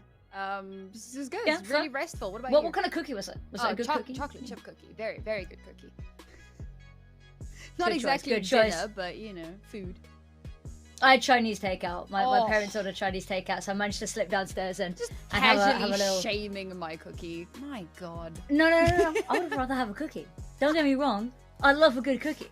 But yeah, I hope you guys had a wonderful break as well. Team USA absolutely stormed through that series and gave us with, a little bit of time to reflect on what they had shown us. But one last series awaits. And I'm quite excited for this one because we're getting to see a new team. Now, we've already watched Uruguay once, but we haven't been graced yet by the presence of the Brazilian team. And what makes this super exciting is that Brazil is the only team thus far to have taken even a map off of the United States side. So that's very exciting. We did see a little bit of Uruguay earlier in the weekend. I believe that was our first game on Friday. It was Uruguay versus Guatemala, if I remember right. No, versus Argentina. Yeah. And it was pretty one-sided. That was our first 13-0 of the weekend. So it a little bit concerning. The fact that they've made it this far is pretty darn cool. I'm actually quite impressed with that. Bearing in mind, this is essentially the lower final. So whoever wins here will then go on to face Argentina, who is waiting in the wings in the grand final. If it is Uruguay, then of course that will be a epic rematch. But I think that realistically speaking, it's probably going to be Brazil. It would seem so. The difference between these two teams is Uruguay's got a couple of players that are playing on teams at the moment currently, but they aren't teams that you'd expect as, potentially household names. Mm-hmm. On the flip side, the Brazilian team has a couple more, I don't want to say more no names, but teams and names with a couple more officials behind them. They've been looking a little bit more cohesive as a team. As you said, they've been the only country to take a map off of America as of so far. Of the United States, sorry. And so I think that leans our favor a little bit to one side. But Uruguay, they did get 13-0'd. They did a little bit of a better second map, and they were playing against a team that they were not heavily expected to do well on up against. But I'm quite excited for this one. Yeah, I think it's going to be really, really cool regardless. Hopefully they will have a good showing for us as we kind of make our way through. And of course, we did see a little bit of Uruguay previously as mentioned. And unfortunately, this is usually the time where I'd like to talk about, some players that had kind of stood out and had some really good showings. And it was a bit difficult because, of course, it was a fairly one-sided affair the first time around. Yes. I seem to recall GSR and Kevin's having a couple of moments where they... I remember saying GSR's name a couple of times. Yeah. So we'll be keeping an eye on them to see if they can deliver today. They'll probably have to. I think this is going to be a very tough matchup for them. And of course, the big question always comes down to where in the world are we going to be playing at? The vetoes so far this weekend have been interesting to say the least. And oh Lord above, it's our first Inferno, which is really exciting. But then it's another nuke. Now, we had Inferno floated as a decider map yesterday, but we didn't end up getting to it. But nuke has been oddly popular, and we've yet to have a nuke that wasn't incredibly one-sided. Mm-hmm. Because it's not a map that you pick if you are not confident in your ability as a team, not as a set of 5 players. Yes, that is, very tactical map, very, intense map to get good results on. If you are not at least semi-structured, unless the other team is not at least semi-structured, you're probably going to struggle, and again, it's the same thing that we've been saying literally all weekend. The team that is picked into the structured map, generally that's for a reason. There is cause for that. So there is a bit of a concern in that particular regard. The Inferno is a really interesting one for me. I'm glad that we're finally getting to see it. I think we did have it as a map. Did we have a map 3 somewhere? I think so. We had it as a decider yesterday for, was it USA versus Panama, I want to say. May have been. Either way, we haven't actually gotten to get there thus far, and we'd kind of spoken about how, you know, some teams have still been shying away from Inferno a little bit with some of the changes that have come through. I think there's still a fair amount of animosity for Inferno at the moment. I think it's unfounded, but it certainly is a factor. So I'm looking forward to that one. And much like what we said literally on day one when Uruguay was coming up against Argentina, the series might be won and lost in that first map. And I think that for Uruguay, winning Inferno is an absolute must if they want an opportunity to get to that third map and maybe even win the whole thing. Yeah, I would agree. Inferno is a good map to get it done on. I think we haven't seen much of the Brazil side of things, so we don't really know if this is a map they've had an opportunity to play much. But I think it's great that they're starting on their own map pick as well, that it's not that second map that they can't have, you know, Brazil potentially steamroll on their own map pick and then have to go on to theirs at a disadvantage already. They get to start on a map they're comfortable with out of the gates, so they're not having to potentially reverse sweep if they want to come back into this. But I think you're right. If Brazil manages to take that first map, Nuke has, at least within the context of this tournament, been very one-sided to the team that has picked it, and I don't think that this is going to be the series that we see that change.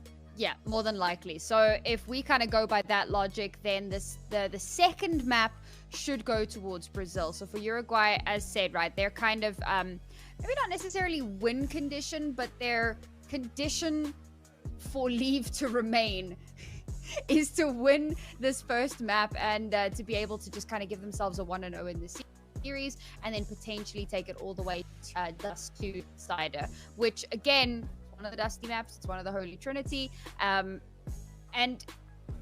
it's one of those handshake maps where everyone has a chance, which is very much a similar sentiment for Inferno. So it does tell me that this first map is going to be a little bit of a coin flip, so we're going to need to see them kind of dig a little deeper. Obviously, a huge emphasis is going to be on banana control here, particularly for them on that T side. Map control in general is important, but they really want to be winning that out as quickly as possible to kind of start building up that buffer for themselves. Yeah, and I also think the first map gives us a little bit of an opportunity where the AWPs aren't necessarily going to be the centerpiece, which for Uruguay is quite good because we didn't see a whole lot from them in the AWP department. It is Kevin's, I believe, is their AWPer. And we talked about it being one of the two names that kind of start a little bit, but they didn't have the opportunity to get the AWP online much, and when it was online, it wasn't finding the impact to be the difference maker. So I think starting on a map like Inferno, especially on that T side where AWPing is, a lot of teams just won't touch it with a 10-foot pole because it's just not got the same ability and fluidity to be used. So I think maybe that might be a quite nice start to get into. And then a little bit where there's a lot more opportunity to see it played, and then Dust 2, we sort of ramp up the AWP as we go through the veto here. But I think it's a nice start in front of a nice map to work into Nuke. I think Dust 2 and Nuke would have been a nice little progression, wouldn't it? You know, step up to Nuke.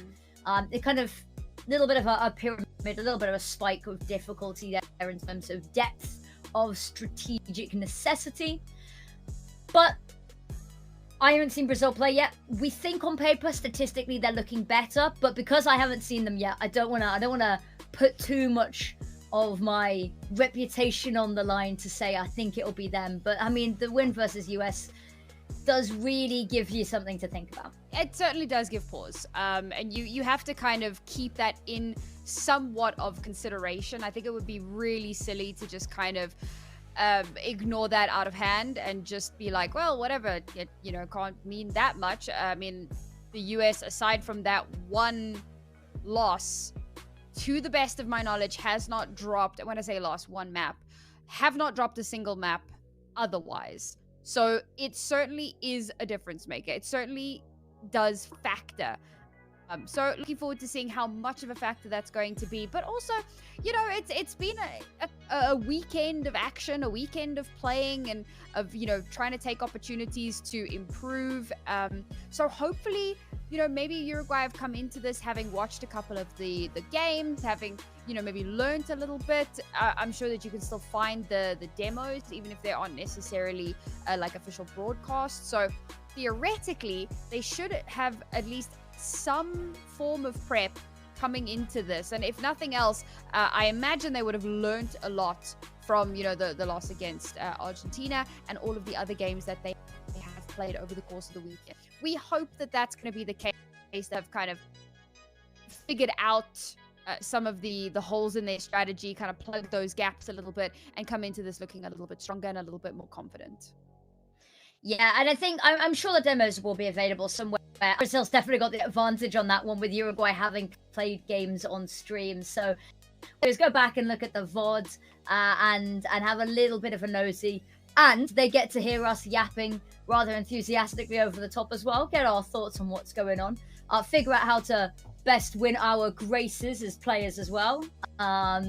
Which should be super exciting. Maybe they've had a little bit of a look. Maybe they haven't. Maybe they're going in blind. Maybe there's a little level of confidence there. But I will be interested to see how Brazil and Uruguay both try and counter one another.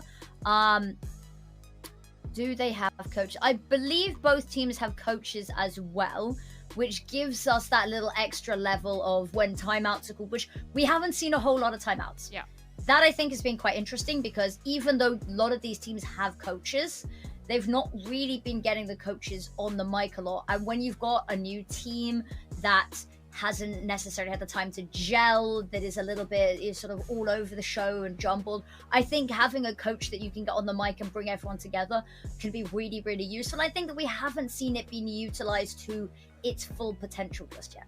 Yeah, we've seen some very interesting timeouts. What, you mean the round 2 timeouts? Yes, I mean, I still have maybe not questions, but I have questions. Don't worry, I've got questions. Yeah, it was a bit of an odd one. Obviously, we're not privy to the conversation, so we don't actually know what happened there and why it was called at that particular time. Maybe there was a phenomenal reason for it.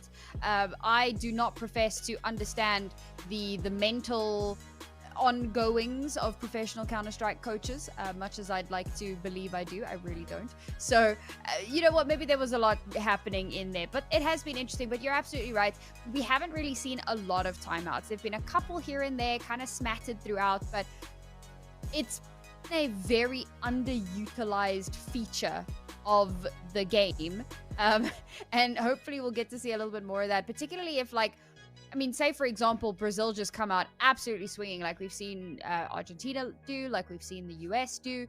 If that happens, then Uruguay are going to need to kind of slow that down a little bit. I mean, one of the most popular reasons for taking a timeout is the old momentum breaker. So, you know, if they start stringing ridiculous numbers of rounds together, take that timeout, staunch that momentum where you can, and then take that opportunity to kind of reassess what your approach is, and hopefully we'll see a little bit more of that. Yeah, that would be very nice to see indeed. We're just getting the game ready for you guys, so we should be able to head in soon. I'm quite sad that we haven't seen an overpass still. I still haven't cast an overpass. This last opportunity within the Iesf qualifiers. But I've got to ask you, Sam. So we've seen a lot of the US and Brazil. Have there been any other teams, I think, that have been little underdogs, or have won your heart at least? They may not have done well, but did they win your heart? I'm going to feel like a terrible person for saying not really. That's fair. That's fair. I mean, like, the US, they have been stomped, so... But it's one of those things of like, so what does it mean to win my heart? Am I now a fan of that team? Not really.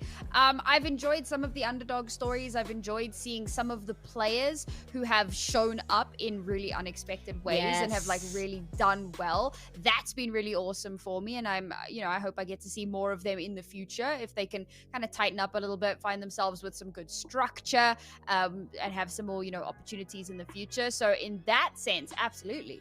But in the sense of like, am I now a Panamanian CS diehard.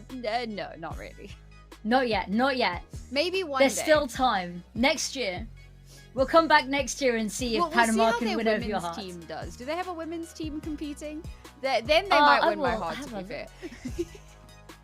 Honestly, it's very easy to win my heart. Just be a woman involved in Counter-Strike. Honestly, same. I don't think they have a women's team. There you go. Sorry, Panama. Uruguay does, though, I think. Oh, well, there you go. Uruguay may just win my heart. Uruguay may just win your heart. I mean, it may have won mine as well. And Canada, hopefully we'll get to see the Canadian women's team play. I know one of the people that's involved over in the decision making and running the trials for that is a good friend of mine. So occasionally I get to hear little sneak peeks about what's coming up. When I say sneak peeks, he just sends me tweets when the information comes public because I'm chronically online, but I don't see everything. But I'm quite interested to see. I don't know if there's going to be streams for the women's game. I'm going to see if I can try get privileges to stream it because I think it'd be quite fun to see how the open teams versus the women's teams do and get ahead of the curve on that one.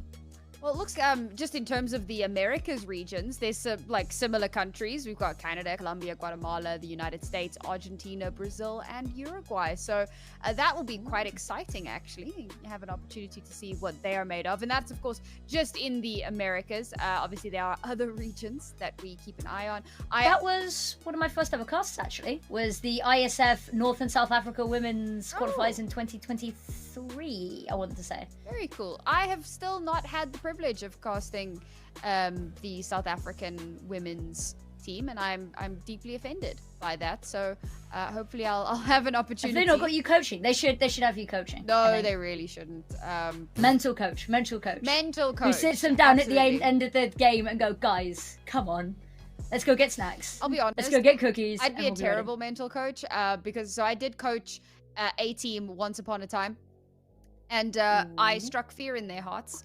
And they were too terrified to tell me anything.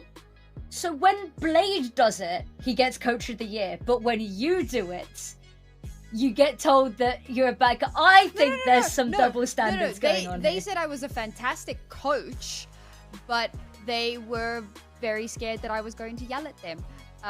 Because I do that. Were you going to yell at them? Absolutely. I have zero chill. We get out of a game and I'm just like, guys, what the hell? Like, what are we doing here? Why? And then we go into VOD and then they do something stupid and then I do what like production does and I like pause it, we replay it, we watch it again, and I'm like, do you see what you did? Do you know why that's dumb? No. Not the mental coach that we need. I think I would be an awful mental coach, but I think I'd make a really great team manager and like providing snacks and organizing hotels and stuff and being like, no. Don't worry, guys. I got this place on Airbnb so the extra funds can go into our bubble tea money and stuff like that. I think, big fancy hotels always have the most uncomfy beds. That's all I'm saying. You're not entirely wrong.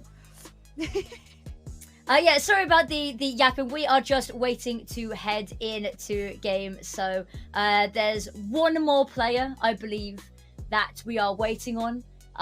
They will not allow me to know who that player is because I will go shame until the game starts.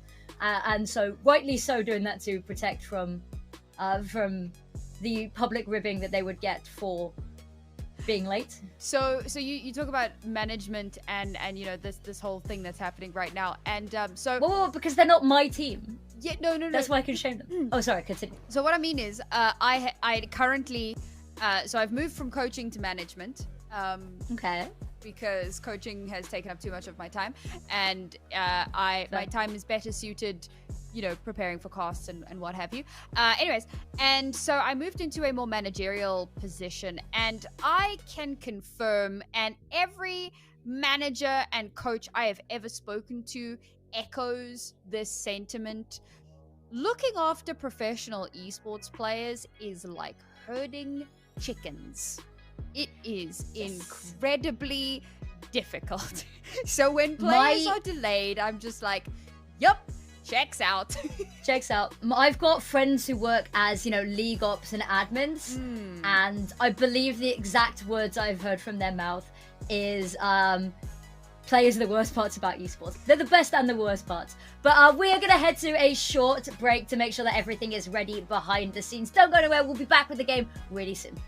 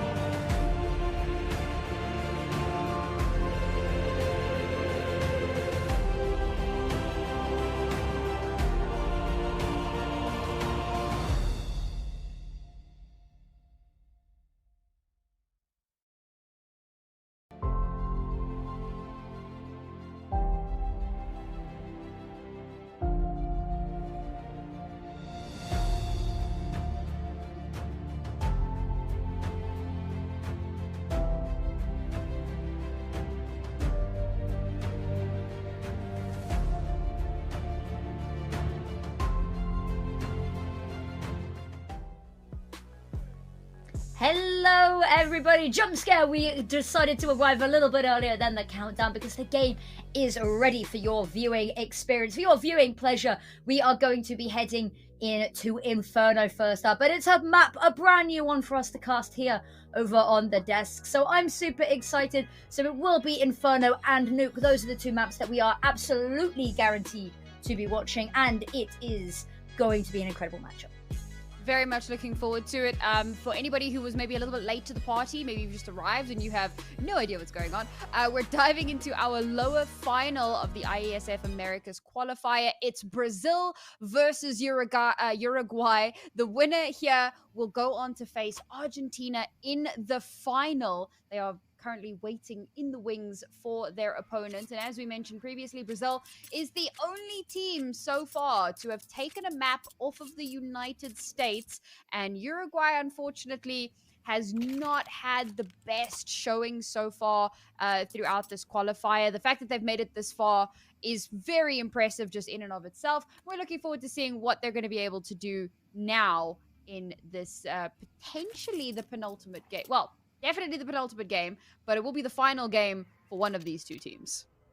Yeah, exactly. And we've got 10 seconds before we start our pistol round to kick us off. The pistol rounds have been incredible.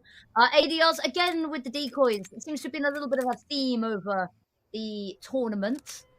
Does not look like it is stopping now. But here we go. Guns away, and we are off. And straight towards mid, we see all eyes head.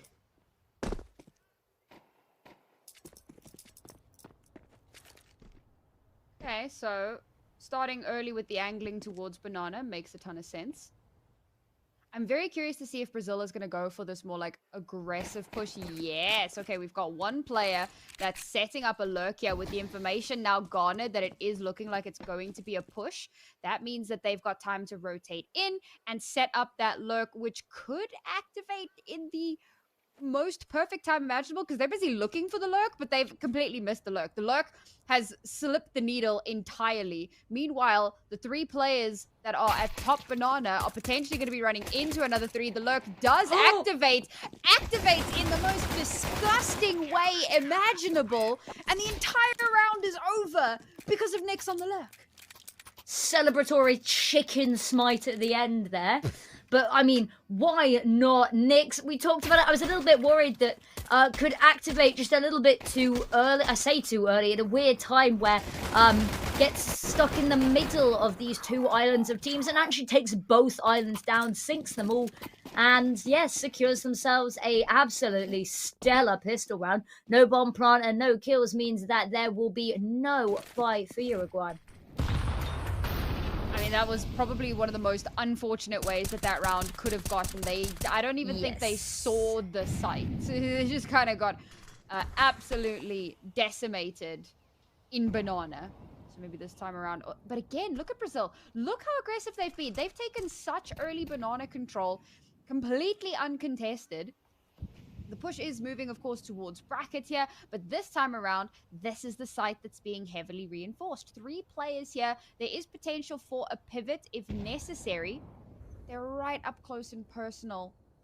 The moment something happens, they can react. The smokes have started to clear, but now Uruguay have no utility. Well, they didn't have any utility, point being. So they're just kind of stuck in no man's land, and they've pushed down banana. They've pushed all the way down. Oh, Lord, Rexau was right behind them. And that creates the distraction, so Antonio can swing out, get the little bit of a spray down, and again, it's literally the exact same thing that happened before, but on a different area of the map. That is terrifying. Yeah, it is indeed. Nyx 5-0 already is grim. Pro Show is going to be our AWP to watch here on the AWP in that third round, which I don't think they needed a boost in the arsenal, but they were already looking incredible with the MP9s, and now they've got the big green available in their hands. Looks like they want to go maybe a little less aggressive this time, a bit later to the banana parties. They've just got to sit on their hands a little bit on this one, draw out all of the util they can, and draw out successfully. You can see limited pieces left, a lot of smokes, but no flashes on any of these players. Oh, Nyx. Not again, brother. Not again, brother. They were waiting for him, and he still finds the pick. And there's nobody to trade because nobody's... Well, I say they're not expecting him. Nobody is really needing to buddy up that far back. You don't expect to have to. You shouldn't really be leaving your lurk watch with 3 people bodyguarding. But here we go. Kevin's is ahead of the next smoke. May actually be able to find a pick here, but... The little crawl on ground just ducks under the line of sight. Certainly starting to see how this was the team that managed to take a map off of the United States already very early on into this round. 2 kills. And what really is amazing with what Nyx does there is doesn't get overconfident unnecessarily. Gets the pick, backs away. Gone. Like a thief in the night. Could have actually pushed that because as you said, you're not leaving an army behind with your lurk watch. You're leaving them behind to watch the flanks. And as soon as he gets that kill, he's like, all right, job's done. I can back out. Now they can chill. They have a massive player advantage. And regardless of where Uruguay attempt to push into, and the attempt will be hindered as they do not have a flash. They have 2 smokes and a Molotov, but they have nothing to get them through smokes. So they have to wait for the smokes to clear. And now what? I mean, surely you just save at this point. You throw a smoke into Banana, you allow yourself to retreat. But nope, you just sit back and wait, I guess. Just wait out the time. It's a difficult... Yeah, exactly. They didn't have the time. And to be honest with you, probably a good thing that they actually just sat still. They didn't give away any sound cues that they could have been used to be tracked down with. But it's an incredibly strong start from Brazil. The fact that only 1 player has died across the whole team so far is definitely a good sign. Terrifying sign. It's not something that I think Uruguay really want to be thinking about right now. Hopefully they're not looking too strenuously at the scoreboard because 1 death means they've only managed to muster 1 kill and already again the round starts. The smoke gets cleared ever so slightly and off the back of that GSR is wiped from the scoreboard. And it's down to 4 remaining Uruguay players. Angling now towards bracket, looking to make their way up. A smoke comes out. Does bloom. Oh, the timing on the HE. We don't get to see it. Oh, okay, but he's been forced to back away, so it couldn't have worked out too well. Molotov comes through. Kevin's has slipped past it, but oh my lord. That's a team kill. The team kill? Must have been from library. That's very unfortunate, but that's okay. Rexau's still alive here, trying to kind of duck and dive and dodge and weave. But there's only 1 alive now for Uruguay and is actually managing to do far more than he has any right to. He's brought this now to a 1 versus 1. He has the bomb right in front of him, so he should be able to pick that up and pick it up himself. Is aware, but unfortunately not quick enough. A very close round, but no cigar. Yeah, I think the team kill doesn't help in the midst there. I think you are spot on. I think it came from library. Just both of them too eager to deal with this player. Try keep both of them alive. That accidentally, you know, as the shot comes through to try and save his teammate, the body's already hitting the deck, so it goes right through. And it makes it a little bit closer than it could have been. But that last player, a completely unknown entity, so was able just to slip away. Lovely angle, lovely timing, quick reactions. Ooh, nades go deep and they are burning alive. They are feeling the pain. The flash is amazing from GSR, but look at them. They are being whittled away very quickly. Just holding the line. And it is 5th in almost immaculate fashion. Oof. Not looking too hot here for Uruguay. 5 rounds on the board for Brazil. The best has been... I want to say his name is Andre. I'm going to double check that one. So a lot of the names have just been like contractions where they just remove half of the vowels. Which does make things a little bit difficult. Andre, yeah, that's his name, Andre. So he did really well in that previous round, but unfortunately, I could not get too much more done. Ooh, a molly kill. That's why banana control can be so important, because now Feister, who's been a little bit too aggressive, does get taken out And finally a numbers advantage, but they've taken so much damage this time around. The lurk is dealt with. 2-player advantage now for Uruguay. They go for a very passive start to the round. They wait for the aggression that's been coming oh so thick and fast towards them. They will deal with it, but unfortunately now it's GSR to be dealt with. And again, those health bars proving to be problematic. Yeah, it's a little bit of a difficult one. You've had to send over at least a player to the other side of the map just so that you've not got a complete gaping vacuum of information. But now with that pick coming on through, it's left 1 player per site. Nyx, though, has been an absolute fortress. Smoke comes on out and maybe a little bit of a mercy runs out into it. Can't help but feel completely the wrong decision in that moment. And just Nyx left. And I think you just got to look at the money, got to look at the finances and say, it's not going to happen.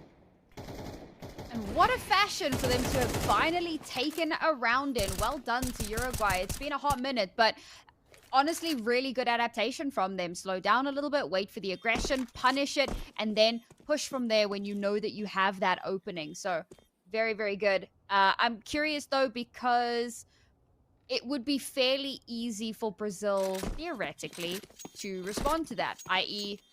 just get less aggressive. And then wait for Uruguay, who, as the T side, have to attack.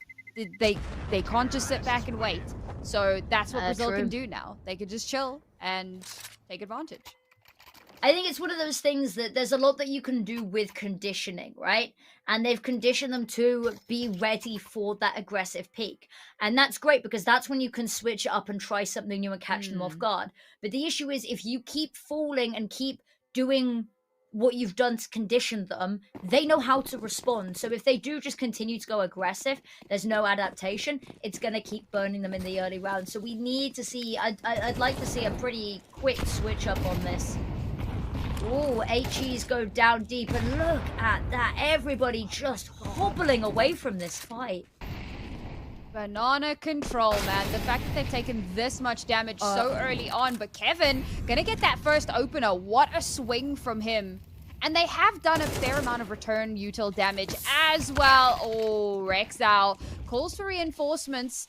Does take a while, but he does get traded. But now it is advantage Uruguay. And all of this battle is happening towards the site, but the bomb's still making its way over. They've played this really smart. If they lost a player up top, they could have pivoted away if they wanted to. But instead, they do manage to clear out the site. They get the bomb in, they get it down. They've got somebody on flank watch just in case Brazil decide to get cheeky like they have done before. But Brazil make the right call here. While Nyx has got 5.8k, the rest of the team are dangerously low on cash. So they have to just chill, hold on to the few weapons that they have remaining, and concede yet another round, and a fairly clean one for Uruguay as well.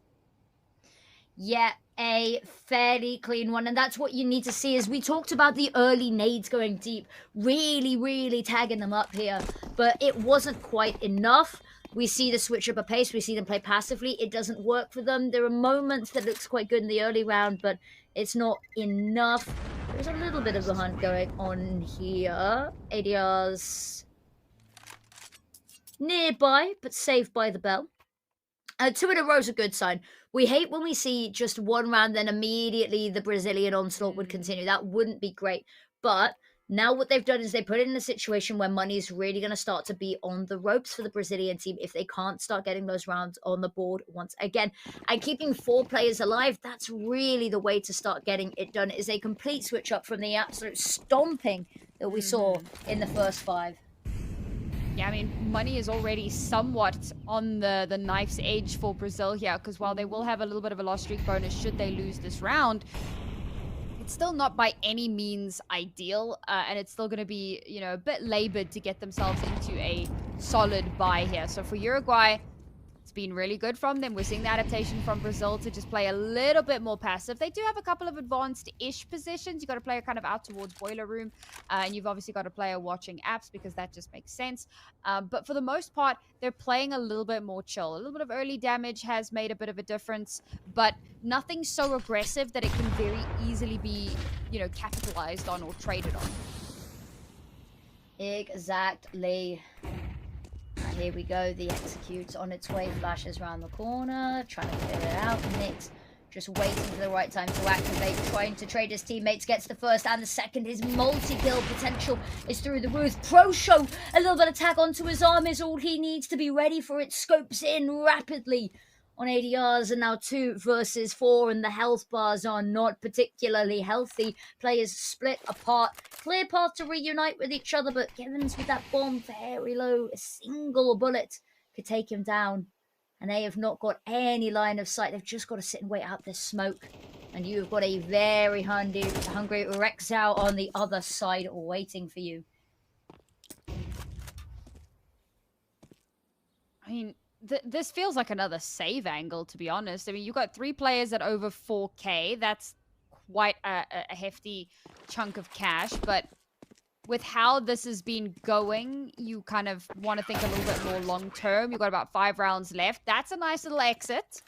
Grateful for that one. It could very easily have been a death after time, which would have been hilarious, but devastating. So thankfully, he does actually win that one out. That little bit of extra damage, a little bit of extra cash. It was the right call for Uruguay. And honestly, I'm actually really impressed with the saving that we're seeing, because it's felt like that's been, along with the timeouts, saving has also been something that I feel we definitely haven't seen enough of over the course of the weekend. So nice to see that teams are kind of leaning into that a little bit more and taking advantage of, you know, ways to keep the economy afloat. Yeah, there's been teams all too eager to force buy where they shouldn't, all too eager to try go for a heroic clutch when they shouldn't. Ooh, shot is not quite gonna connect. They're robbed, dare I say, from Pro Show.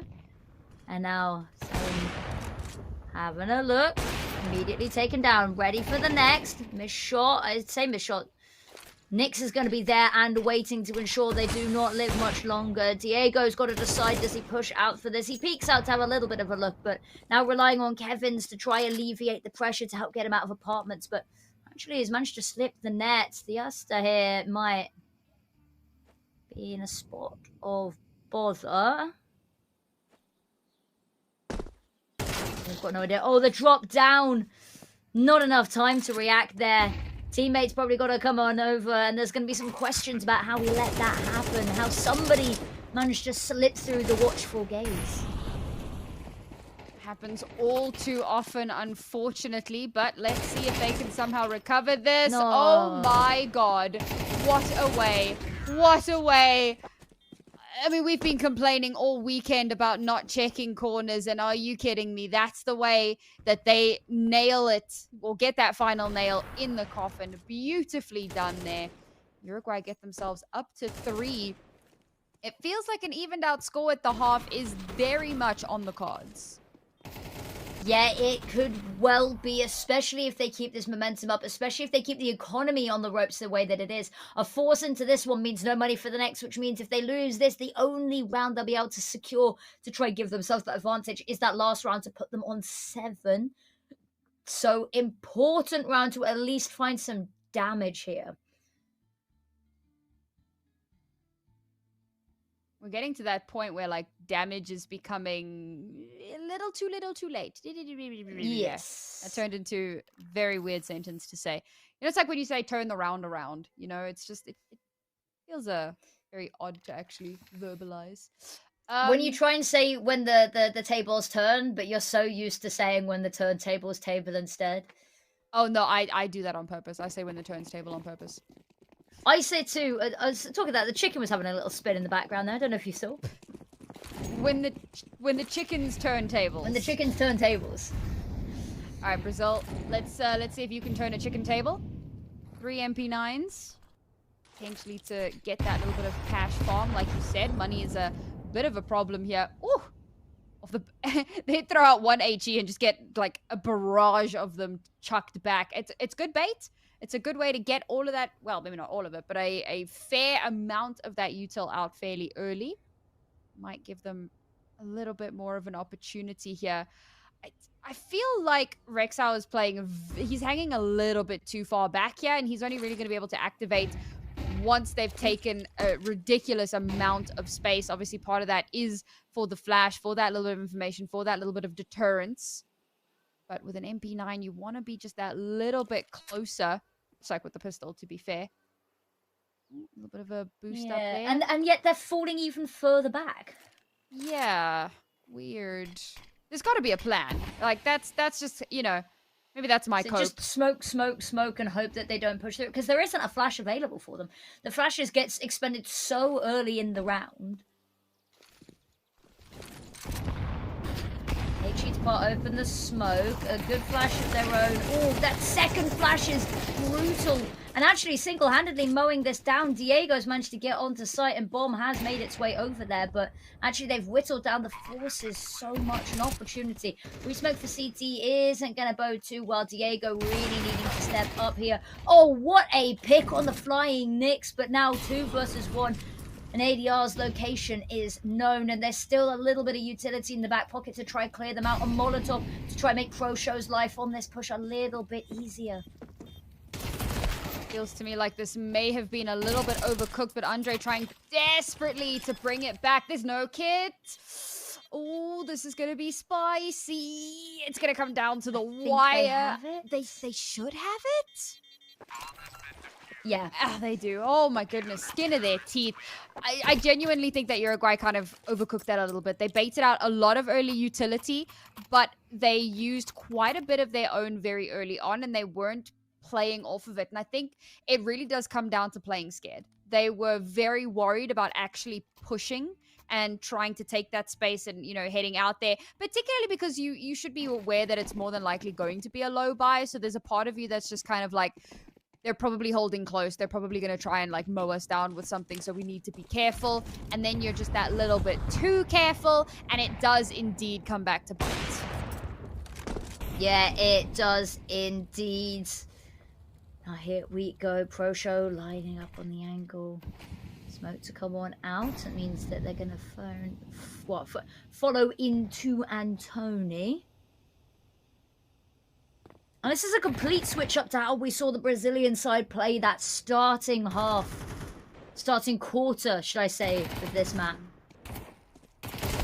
Well, that was because of the forced adaptation, right? They were taking these really aggressive positions, and then Uruguay did a really good job of dealing with that, so they were forced to play a little bit more passive. But their passive play is working out just as well, dare I say, if not better, than when they were taking these more aggressive positions. Because now, once Uruguay realize, okay, they're not playing aggressive anymore, kind of slow themselves down because they're lacking in the information that they would like to be having. And unfortunately, as soon as they step out somewhere, what do you do when you're just getting spammed through a smoke by an M4? There is no recourse for that. You can try and get out of the way of the M4, but realistically, this was just a very messy round of holding M1. And unfortunately, last round now for the half, and Uruguay's money is in the drink. Yep, there is nothing really to defend this with. They've decided to go lower on the weaponry itself, to lean into the utility a little bit more on all of these players, barring Diego, who's got that single rifle, that single Galil to try and be the difference. Well, I guess there is a MAC-10 on GSR, but they've got to get close enough range for it to be truly effective. And with HEs going that thick and fast and tagging them up like that, it's going to make it a little bit harder. Another Molotov just to stall them. And actually, it's going to isolate the fight. 2 of them peek one by one and will be taken down in such a manner. Fiesta wants a bit more, though. The flash is really good and maybe a little bit counterproductive for the side of Brazil.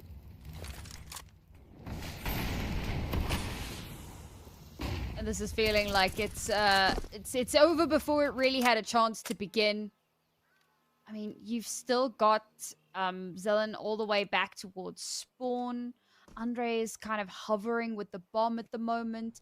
And Brazil have spread themselves really well in a way that they can easily pivot regardless. Sure, they would be at a one-player disadvantage, once the exec comes in, but it's very easy to kind of call in for those reinforcements. And they do have a little bit of utility still remaining to try and slow down any sort of a push here. But with 40 seconds left, Uruguay now have to actually commit to this. They do have a flash. They've got a couple of smokes and a Molotov. That's enough for a semblance of an exec. We'll kick things off now with the coffin smoke, but immediately you've got spam coming through the choke point smoke. A beautiful flash pays off dividends, and Andre has now cracked it open. And with the coffin smoke coming through, Rexau now cannot see a damn thing. The lurk that they predicted is shut down, and they've brought it back to a 2 versus 2. And suddenly, this has become a doable affair. Very much so. They're going to clear out ADRs. No, they are not. They were a little bit of a look, but now it's just that AWP, and it's such a difficult weapon to try and work this bomb site with in a retake. Needs to be so good. Switches to the sidearm and will not find it. Snatched away is that final round. But in all fairness, there was a time that we were worried that Brazil were not even going to go up at the end of the half here. So Uruguay actually showing us a lot more vigor, a lot more determination than we possibly expected. Yeah, I've been pretty impressed with how well they've been able to do for the most part. Again, you know, we've seen quite a few close rounds, and those are always good to see because it shows that there's like a level of tenacity and there's a level of kind of being able to fight back to an extent. But I'm hoping to see a little bit more now that we're swapping sides. And it might be a big ask, but I'm certain that they'll be able to make something happen here. You know, it's still a bit of an uphill battle for them for sure. And it has to start with the pistol. How often haven't we said that over the course of this weekend? But it is true now, as true as it has been for every other game we've had, basically. They need to get this first round, and they need to turn that into some sort of momentum. Yeah, some sort of momentum would be incredible here because Uruguay, they're going to need it to come back into this. I'd love to see them. I'm a little bit less worried because the big issue that we saw for them on that T side was that they ran out of flashes before they could properly execute. Now, if they can defend the bomb sites initially, not going to be as much of an issue. May cause some problems if they're having to retake with how quick they were to expend utility early. We're going for the standard banana push. It comes out a little bit late. Dooley's not finding their mark, but there has been a trade-off here. Andre has to kind of wait out the flash, unfortunately. Oh, caught in the reload. And Tony had managed to garner quite a bit of space towards the church there. Now Andre's all alone on the site, trying to make magic happen, but not going to be given the opportunity. 3 versus 2 now for the Brazilian squad. Bomb planted, so they have that extra little bit of cash. And only one remains for Uruguay. And I don't think he's much longer for this world, unfortunately. And try and do a little bit of extra damage if he can, just to get that little bit of extra in the pocket. But realistically, that's a done round. That was an important pistol for them, and unfortunately, it has grown legs and walked out the door. It didn't just walk out the door, it sprinted out of that door. And that's causing a little bit of problem. The pistol rounds have been looking really, really great from Brazil. That's both of them secured in this map alone. We'll see going into Nuke, that second map, if they can continue the dominance with them. But it gives them such an amazing start, especially with their opponents on CT side. It leaves the economy in a really funky spot, which means they get a couple of rounds where the buy is not going to be amazing, if anything at all, that can just really further extend this lead.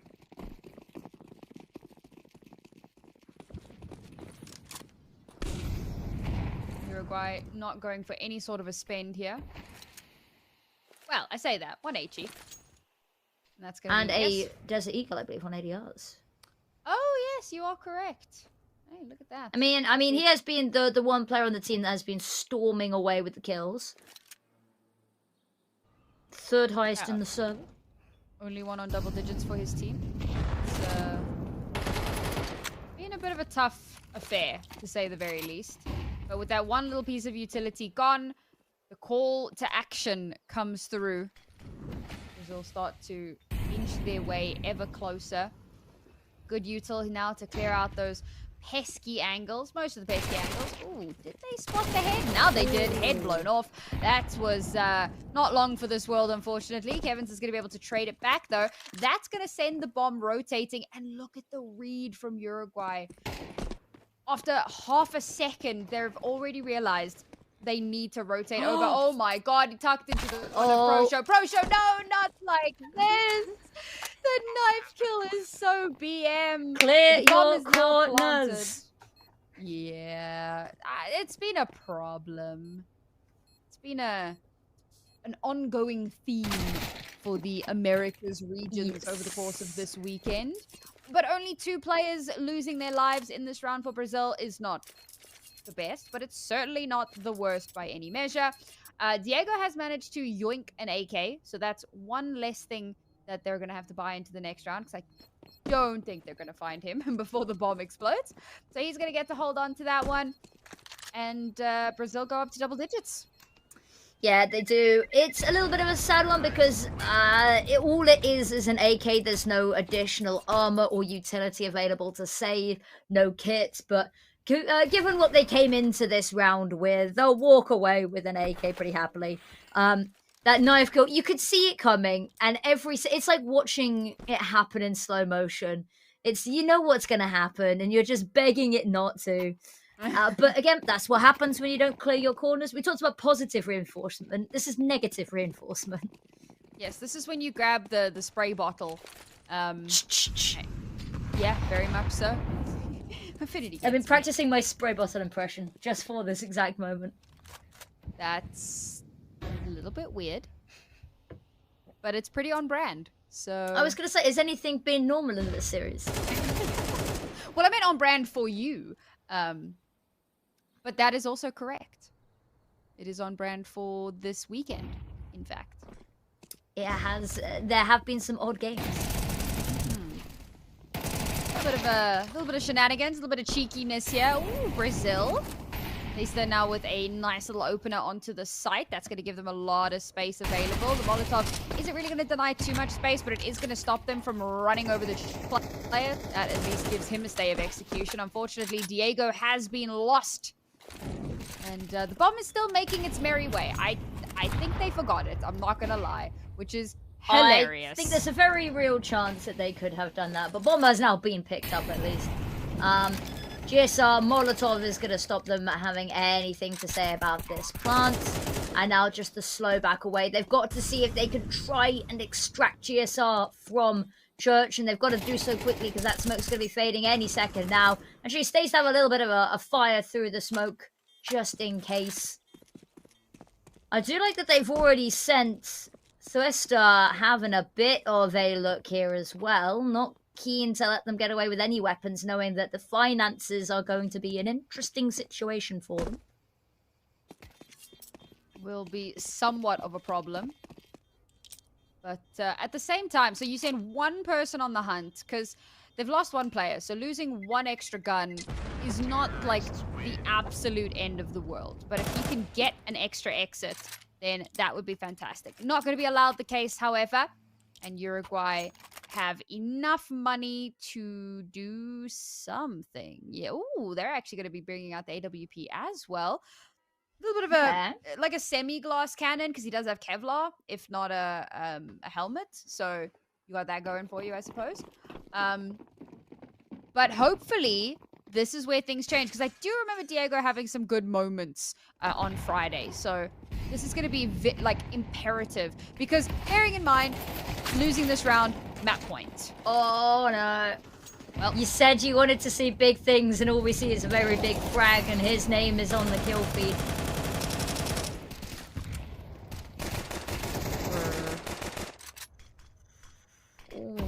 Messy. But they do find the pick anyway, and that puts them in a one-player advantage. You had been mistaken for not seeing the health bars of Thuester or ZLN, given how limited both of them are in the HP department. Limited in the life department is Andre. 4 players left alive for Brazil still. And Uruguay not looking to contest this because, as previously mentioned, at point, no money in the bag.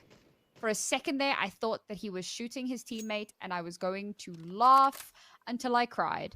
But unfortunately... I mean, sometimes, you know, your opponents aren't giving you the fight that you want, and you've just got that little trigger finger itch, and your teammates are standing there, or they've said something that's annoyed you, and you're like, I have a point to make. I don't think I can relate to that. I'll be, oh my goodness, they almost lost the AWP there. They really don't want to lose the AWP for this next round. Oh, there's a lure. Surely they don't actually push this. Pretty sure, don't do it. Don't do it, man. Oh my god. How's he died And to so the they all bomb? die. From there? How's he? What? That was literally the other side of the map, bro. I have questions. I'm starting for to Valve. See, I'm starting to see why the pros do not like Inferno still. You were like, I don't understand why this map's so hated, and then you see a player die on the other side of the map, and you're like, okay, maybe they have a point. There might be a very small point. They might be onto something. Oh, look, immediately into mid, and the flashbang from Rexhao is just so good. This is devastating. Okay, Andre trying to keep it close. Nice follow-up from Diego. And suddenly, we're in a 3v3. Suddenly, it feels like this might actually be doable. All three of the Brazilian players now making their way very quickly up Banana, but there's a smoke there. And as we know, you can't run through a smoke, so they will stop.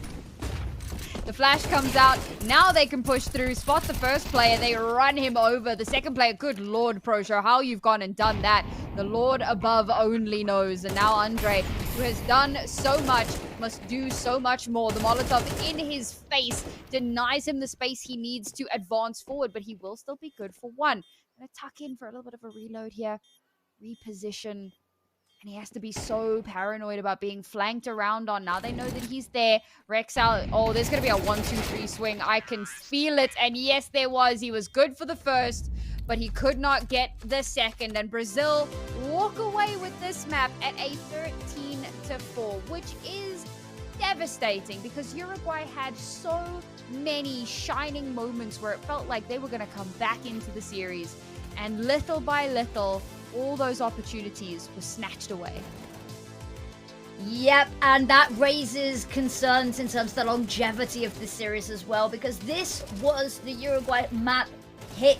And we're going on to Nuke next, and we talked about how Nuke has only been picked by teams that know they are going to 13-1, 13-2, potentially at a worst case 13-6 on this map. And if you're putting up such a showing on your opponent's map pick, and it's not even looking close in a lot of these rounds, you know, ProShow's confidence, especially on that final round there, is just beyond comprehension.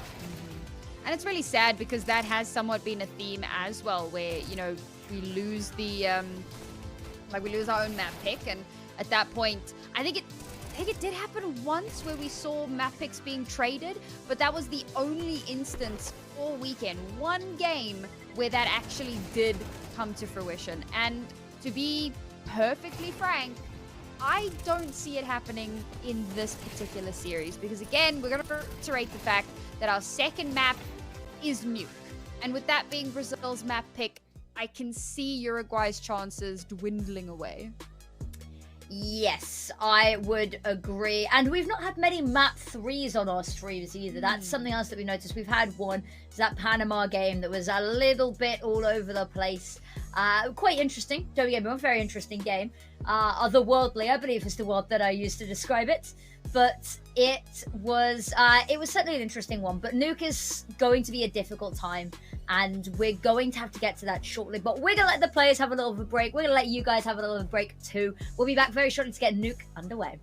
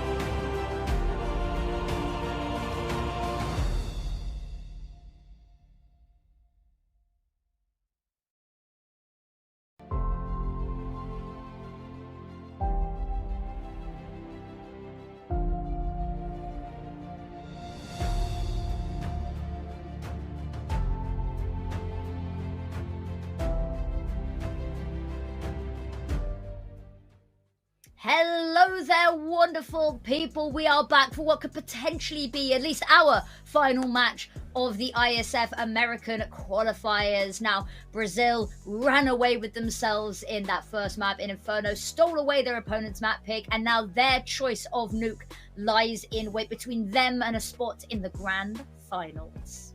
Oof, yeah, it's I mean, I think at this point you're so close you can almost taste it, especially given how on one-sided that first map was. 13-4, it really does look like Uruguay didn't put up much of a fight. We know differently. We watched it happen.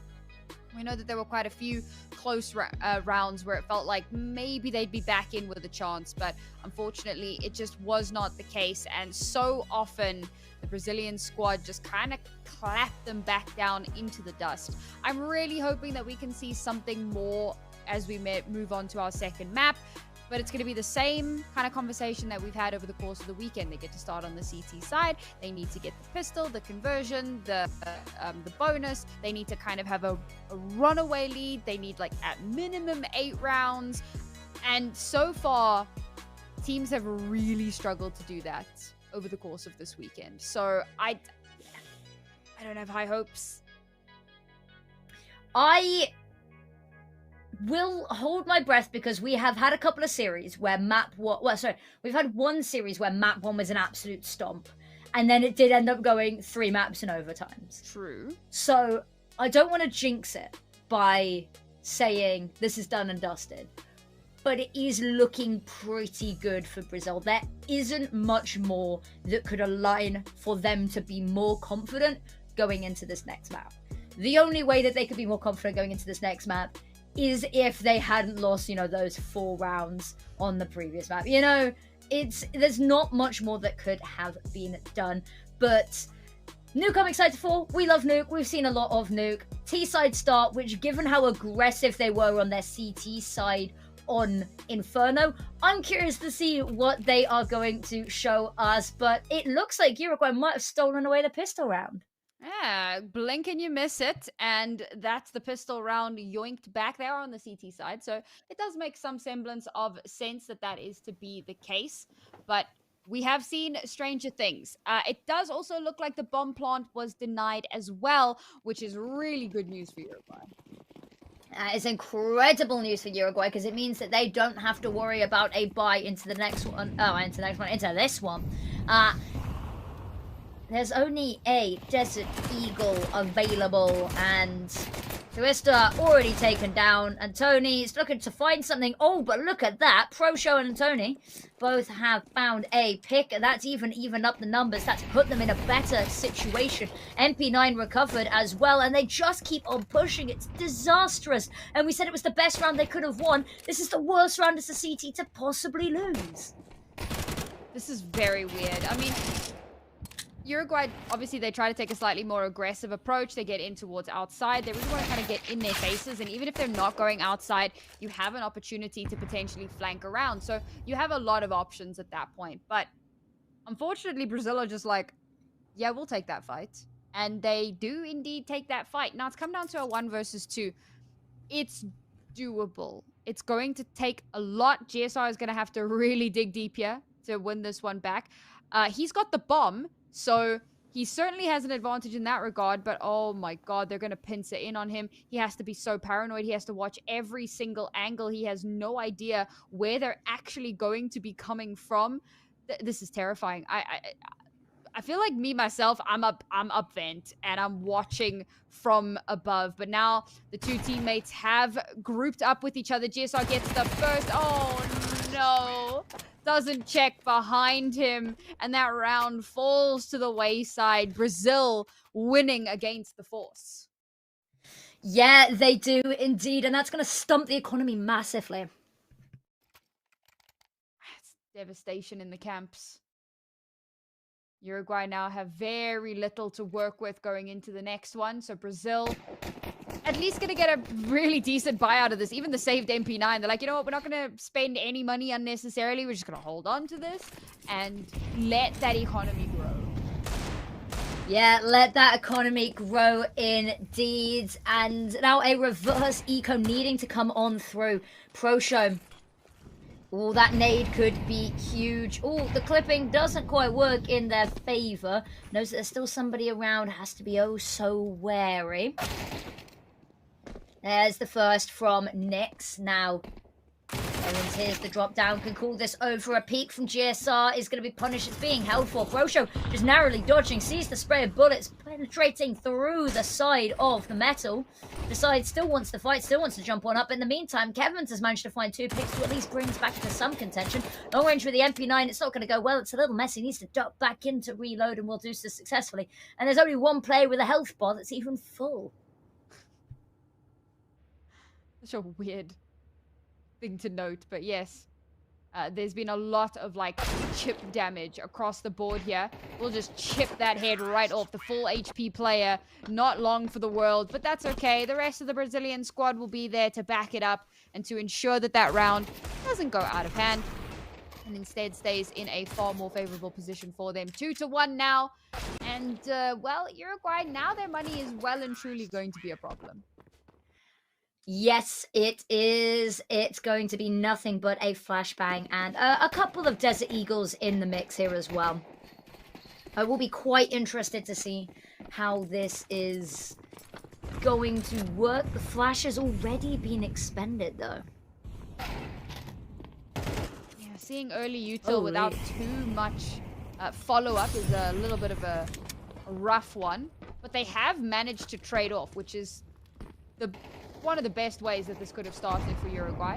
Now, of course, they're going to be playing a little bit more heavily in the retake scenario, so they've given up ramp entirely. But there's a world in which Brazil don't even go ramp and instead opt to wrap around and approach the A site from the back. The bomb hasn't gone towards the ramp, so the bomb's more than likely just going to be heading towards Hut. And with only 3 players left on the CT side, and with them having made potentially the wrong call here as they've gone to reinforce more towards outside B, yeah, bomb's just going to slip down the ramp completely uncontested. Yep, and there's no information, no eyes on this either, so they're just going to be allowed to get away with it. Making it sound like an episode of Scooby-Doo. Ooh. Oh, looked away at just the wrong second. I mean, it was death or death there, but the fact that, you know, you could have been in a position to find a kill, it's unfortunate. Cake or death? Ian, cake or death? Oh, that is a banger reference. Oh, I'm so glad you got that reference. I would have been very sad. Eddie Izzard. The goat. Ooh, okay. GSR kind of goated. And has an AK now. I don't think he'll be allowed to live with it, though. No, certainly not. And, well, that's going to be a third for the Brazilian squad. Not too much kickback. Again, rounds reasonably close, getting like 2 kills here, 3 kills there, but not enough to close it out. And again, that does kind of show the tenacity and really show the the difference in skill, I suppose, between a team like Brazil, who clearly have had a little bit more practice in the professional sphere. Because when we came into this in the beginning of the weekend, it wasn't a case of like, oh, look at Brazil, they have these pro players. It was more like, look at Brazil, they have so many pro players. They have a thriving scene. So the players that are here are more than likely going to be very strong. And that is exactly how it's been. Yeah, and the reason that you don't see any of the players that are, you know, household names is because they're probably competing in teams at, you know, tier 1 events as is. Ooh. Okay. 2 kills, very nice going. Ooh, the spray through the smoke is so good. 3 kills through it even. Now Nyx has to somehow 1v2 clutch. His entire team has fallen apart behind him. Slips down the vent. And he's done so very quietly. There will be an inkling, however, because now we're checking and there's literally nothing happening on the site. Oh, they're going outside. They think it might be a push back through Hut, but no, it's been a slip through the bottom. You'll hear the sound of squeaky. They have an idea here, a reposition to try and hold on to this bomb.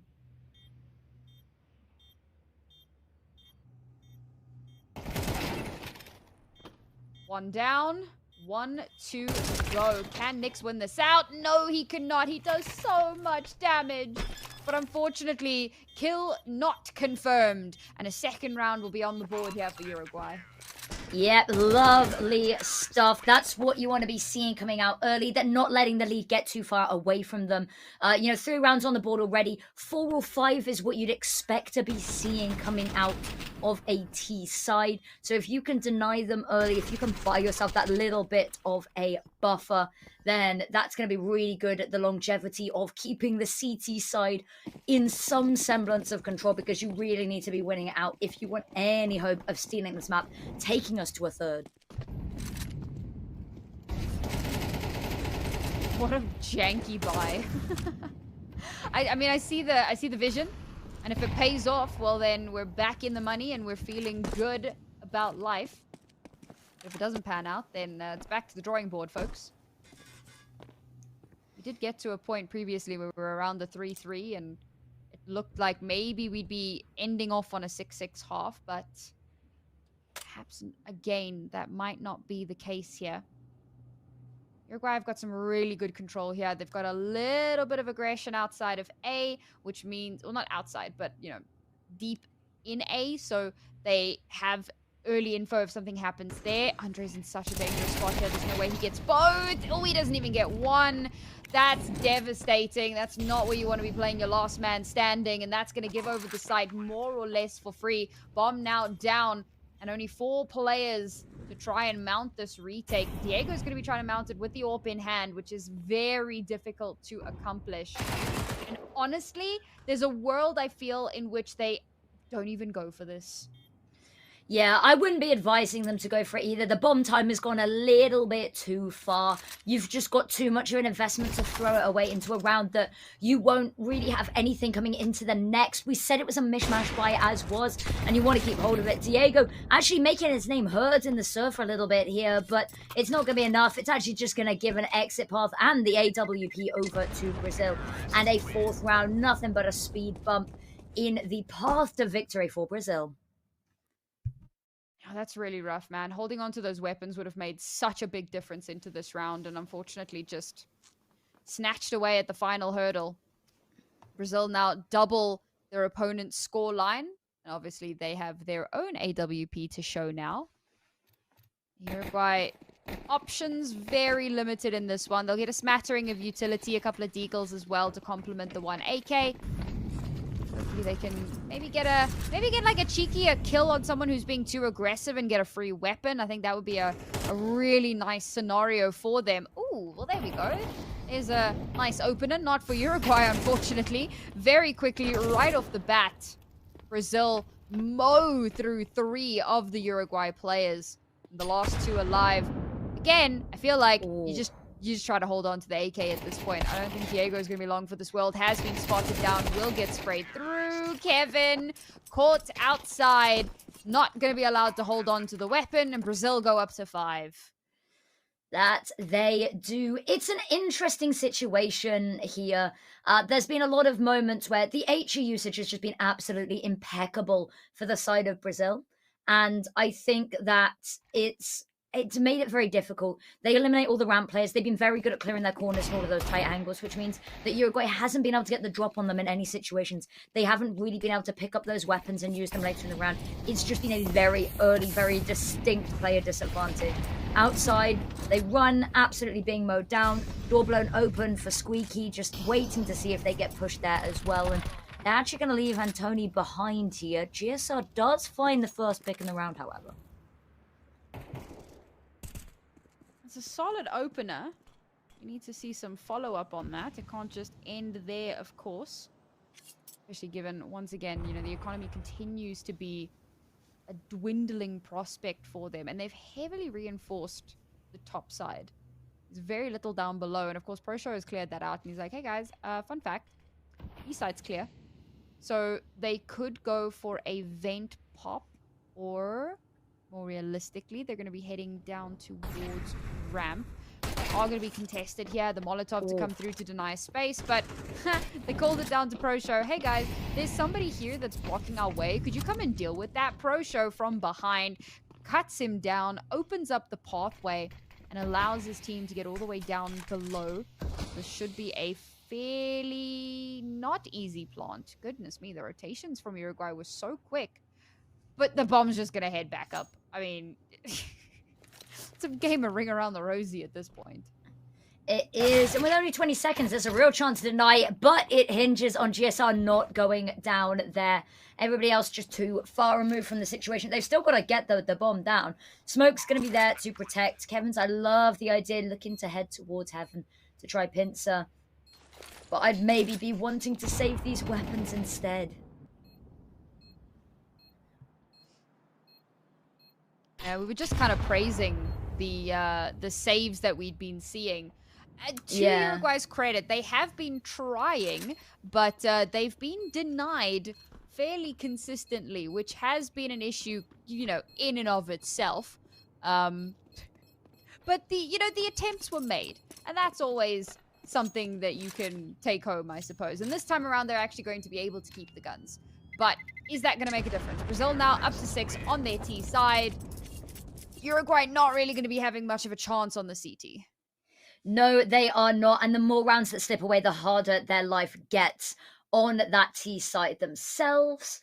And the money, are they going to try force around these saved weapons? Are they just going to let them be and try spiral something out of it? We're finally seeing a timeout called. And we talked about this earlier. Yeah, so we talked about this earlier, is that timeouts haven't been particularly utilized to the extent that we would like to see. And with basically all of the teams having coaches as well, means that there's no reason not to take them. Is to get the coach on the line who might be seeing something that you're not, especially with teams that are a little bit more, you know, they're not used to playing with each other. You're not used to playing against your opponents. The only context you've got for these teams is what you've seen them play within this tournament. And if you've been busy playing your own matches, you haven't necessarily had the chance to do that either. So it's a difficult one. I like seeing the coach get on the line, and hopefully we see something more come of it. Yeah, like you said, right? To not use it is a bit of a weird decision to make. But we'll see now if it does pay off, and it will absolutely have to pay off if they want to have an opportunity here to progress. They have spotted out some players. Nice early pick there. A lot of return fire, however. Thankfully, he started moving quite quickly on, so does survive at the other side of it. But a teammate will get dropped, and oh, not just a teammate. The entirety of the crew has been felled. And this just seems to happen every single round. You know, you blink and you miss it. The entirety of a particular team just gets shut down really quickly. And that's going to be Brazil getting themselves a 7th. I don't see a path back into this. Do you mean the round or the game? No, the game, Affinity. Yes. I mean the round, but also the game. Yeah, so if the round is lost, that puts Brazil up to 7th, which on the T side is already loads. Money is going to continue being awkward for the CT side, which means it's just going to continue to let Brazil build and build and build here. Settle in. Surely not. Surely not. Surely not. Thank you. Bro, I wasn't even looking at the mini-map. I was so hyper-focused on the timer that I didn't even notice that Pro Show was coming up behind him. That was way scarier than it had any right to be. My goodness. That should not have been that close. I don't know what to feel about that. I know that Pro Show was near enough by, but the fact that we were watching the timer tick down and there was less than a second remaining on that defuse. What on earth is going on here? But they have a handle on it, you know. If it's stupid, but it works, I guess it's not stupid. No, I disagree. But, you know, that is a philosophical conversation perhaps for another technical issue. Yeah, we can hop on that podcast another time. For now, however, we got to get into our last handful of rounds on this map. And once again, it's the Brazilians with sheer dominance, brute force. I mean, this isn't even just a case of like aggression. This is like a battering ram that is just running over the Uruguay squad. Oof. Nick's multi-kill stats have got to be astronomical. He has just been a bastion of back-to-back kills, and it's been unstoppable. They've been early round, they've been hyper impactful. And look at this, they've got all the money in the world. They might as well go hunting because you know that it's the CT economy. You know how damning it can be, and every weapon you can take away makes your life a little easier now. It makes your little life a little easier the next round, and it makes this series just come to a close all that quicker. Honestly, perhaps a swift death is what's necessary a here. Mercy, yeah. You know, basically, we're not looking for death by 1,000 paper cuts. You know, just don't let them suffer. I say that.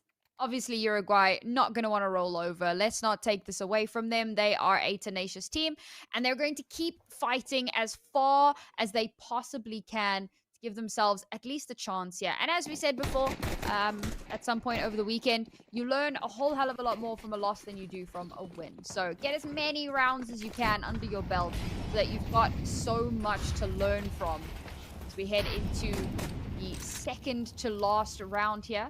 Uruguay is going to try desperately to get these next two in hand, but GSR gets swung on, gets put into the grave. A great flash, but Andre's still good for two before he's inevitably taken out. And Tony has taken so much damage, so the spray through the smoke can actually clear him out. Brings it to a 2 versus 2. Surely, Diego, you have to swap off of this AWP. Oh, position known, scoped in, shut down. And Kevin now has to mount the miracle all alone. Completely denied. 9 rounds for Brazil. Yep, 1 round left in the half, and win or lose this, you are beyond happy with what you have secured yourself going on to that CT side. It is looking so clinical from them, Brazil. The fact that they're in this lower bracket alone is already, raising some alarms about who the real Goliath is. But the fact that they've made such a strong impression as well is good to see. I said that I was a bit worried. We'd seen a couple of series where there'd been reverse sweeps, but not today. And Zedelen with Diego finding that opening pick, his advanced position. Oh, he's not going to get caught. He finds one, he backs away immediately. They've given themselves a huge advantage. But Nyx is going to do his damnedest to bring that back into a less favorable position for them. Has brought it to a closer affair, but Nyx has taken so much damage. ProShow gets shut down, but Nyx again to follow up and to try and keep things more contestable. 2 versus 3 now for the Brazilians. Nyx into the smoke. Dangerously low HP, but no one there to capitalize, so the bomb will get planted. Oh, and Tony, do you even know that there's one behind you, one in front of you? He's still good for one before he gets traded out. So now, Nyx, 1 versus 2. It's a huge ask. And unfortunately, on this occasion, not going to be possible. Finally, after an uphill slog, Uruguay will get one more round. 9-3 will be our scoreline at the half, but a massive mountain ahead of them. Yeah, it is no small task. It's going to need to be a T-side pistol win. Or at the very least, and even then, I'm not sure about it. At least a bomb plant, but you'd really need a win here, especially to activate the one and only Noah's Law. We haven't really seen much of that, unfortunately. It feels like it's far less of a thing in CS2. Maybe that's why people don't really talk about it much anymore, because it's just, with the way that the economy is shaped up, even with the changes to the CT side economy and the slight buff there, it's still been incredibly difficult to turn these rounds around when you're at that much of a deficit. But let's see if Uruguay can make that miracle happen now, starting off on that T side. Nice little bit of smoke lay down here to give them some space in towards outside. The deep smokes are interesting because if they had taken an aggressive position here, they would have meant sweet blow all, but luckily for them, Brazil playing a slightly more passive hold here. So that does give them space to start pushing towards outside. Now, this is all distractions. It's smoke and mirrors, quite literally, because the bomb is trying to make its way over towards ramp side. Now, Brazil do seem to be somewhat cognizant of this. They have not over-rotated unnecessarily. A change in positioning as the bomb's going to make its way in on towards the side. But Nyx, from up on high, I don't know how he survived that long, but it's been brought down to a 2 versus 2 with Bomb not planted. Oh, he's backed away. He didn't believe in his teammate. But that's okay. They still have... No, they don't! Oh, my God. I was about to say they have time to plant, but they didn't. You should have believed in your teammate. And off the back of that, Brazil go up to 10. The pistol taken away. No bomb planted. And all hope may yet be lost for Uruguay. That was lights out at the end there. Around they had no business winning, especially with Nyx going down there. Especially with, you know, a little bit of a, not even a crossfire, but with a 2 versus 1 advantage situation like that. It should have been theirs every day of the week, but alas, not meant to be. And look at that, immediately dropped down. The MP5, a weapon seldom seen in this day and age, and probably for good reason, does at least claim its first victim. There's a little bit of a push from Ram that Rex Zhao is going to have to get ready for. Pro Show's waiting outside the wall of smokes, has to be careful. Oh, Shadow advantage is going to be all his all day, every day, and now Rex Zhao lines up for the first, and it is all coming crumbling down. Zedelen does find one and a recovered weapon to work with. But there's not much more that they're going to be given in this round.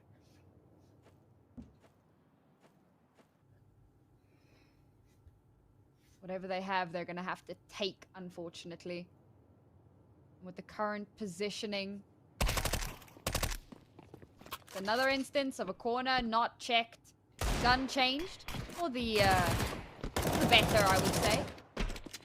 Poor Andre, lost alive. Only a deagle in hand. Bomb on his back, but very few opportunities. Brazil will go up to 11. It's a hard knock life. Ooh. It is indeed, and Uruguay is running out of time to make something out of their last lifeline in this tournament. 11-3, there's going to be a couple of Tech 9s. Okay, they've gone a little heavier on the investment here. The issue they're going to have is what comes after this round if they lose. Answer, the end. Defeat, devastation, the end of the line. The end of the world as we know it. We know it. Got a trade-off, though. We're going to get copyright strikes. Yeah. Ooh. That force buy, that HE is going to be huge. I say it's going to be huge, actually. What's going to be even bigger is the Uster in the back lines.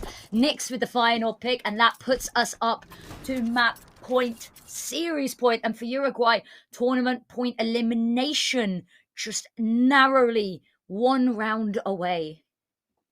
And of course, for Brazil, the US are waiting in the wings. And I'm going to say, assuming Brazil win, but realistically, that should be the outcome of this one. So the epic rematch of Brazil versus the United States waiting. But for Uruguay, can they make the miracle happen here? 9 consecutive rounds needed. For a chance at overtime, please check the corner. Somebody checks it, but unfortunately, not well enough. GSR trying desperately to keep this in a contestable situation. ProShow, unfortunately, playing distraction on the other side of the map. And with that all said and done, it will be Brazil. A 13-4 on map 1, a 13-3 on map 2. Untouchable, it felt like, throughout this series. But at the end of the day, they will come out on top. Uruguay put up a solid fight, just not strong enough at the end of the line. Yeah, they had a little bit on map 1 that gave us some food for thought, but this second map, we said, you know, Nuke, a map that you don't pick into unless you're really confident, a map that Uruguay had avoided, a couple of small mistakes here and there, but I mean, it wasn't a complete wipeout, it wasn't a 13-0, which gives us a little bit to sing the praises of. Uruguay, the fact that they've made it this deep into the tournament as well has to be talked about. A couple of these players looking particularly good. Diego, it's unfortunate, couldn't really get on the AWP all too much. GSR, a player that has unfortunately not had enough of a game to be able to sink his teeth into with a team around him to really highlight the star qualities we got to see a little glimpse of. Yeah, I'm a little bit disappointed, obviously, but I think we came into this with our expectations pretty tempered. would probably be the word for that one. You know, we knew with Brazil having taken a map off of the US, and I know that we've kind of harped on about that a little bit, but it was an impressive achievement in and of itself, and it did stand them in good stead coming into this series. A lower bracket final here, and Brazil, of course, will be walking away with the victory. They're going to be taking on the United States later on. Unfortunately, that game is not going to be covered to the best of my knowledge, but it will be happening, and you can keep an eye on the Iesf official website to see what the results of that are going to be. But a very, very exciting weekend nonetheless. It's been an absolute joy to see so many of these grassroots players trying to make a name for themselves, trying to carve themselves a path to the pro Counter-Strike scene. And who knows, maybe one or two of them have caught the eye of someone out there in the distance looking for a player. Because remember, in the professional scene, it's not national teams. In fact, that's somewhat looked down on. Most team mixed, so hopefully we'll get to see some of the standout players here on some teams in the not too distant future. Yeah, and there's a bunch of players that we could highlight in that category. I know you quite personally were taken a little bit by stage. You had had some really good moments and really, you know, dragging the team through some difficult rounds. GSR not looking too bad either. On the flip side for America, a lot of these players are quite well known within the tier 2 org ecosystem, but you know, Kojimo putting up some really great numbers as well. So there have definitely been glimmers of moments and players that we would love to see again. But yeah, it's been an absolutely brilliant time. We've had some interesting games. We've had a lot of one-sided games as well, but I think that comes with the nature of these regions coming together, regions that we don't get to see too much from, finally getting an opportunity to play in a setting that's a little bit more formal, on a slightly bigger stage as well. And for a lot of these players, it's the first time they will have had games potentially broadcasted as well. So that's really exciting, and it gives them opportunities, and opportunities are the gateway to getting better. So whilst a lot of these games have been a little bit one-sided between regions that have strong cultures already of Counter-Strike and regions that have maybe less history within the game, hopefully this all comes together and helps the ecosystem globally get a little bit stronger. But that is going to be all from us. Thank you so much, wonderful people, for joining us and watching all of these games, for cheering on your fellow countrymen potentially, and also thank you to the wonderful production team for helping put us on such an amazing show. But we are going to bid you farewell. Thank you so much. Best of luck to the teams going forward into the latter stages of the ISF tournaments, and thank you so much for joining us. We'll see you again real soon.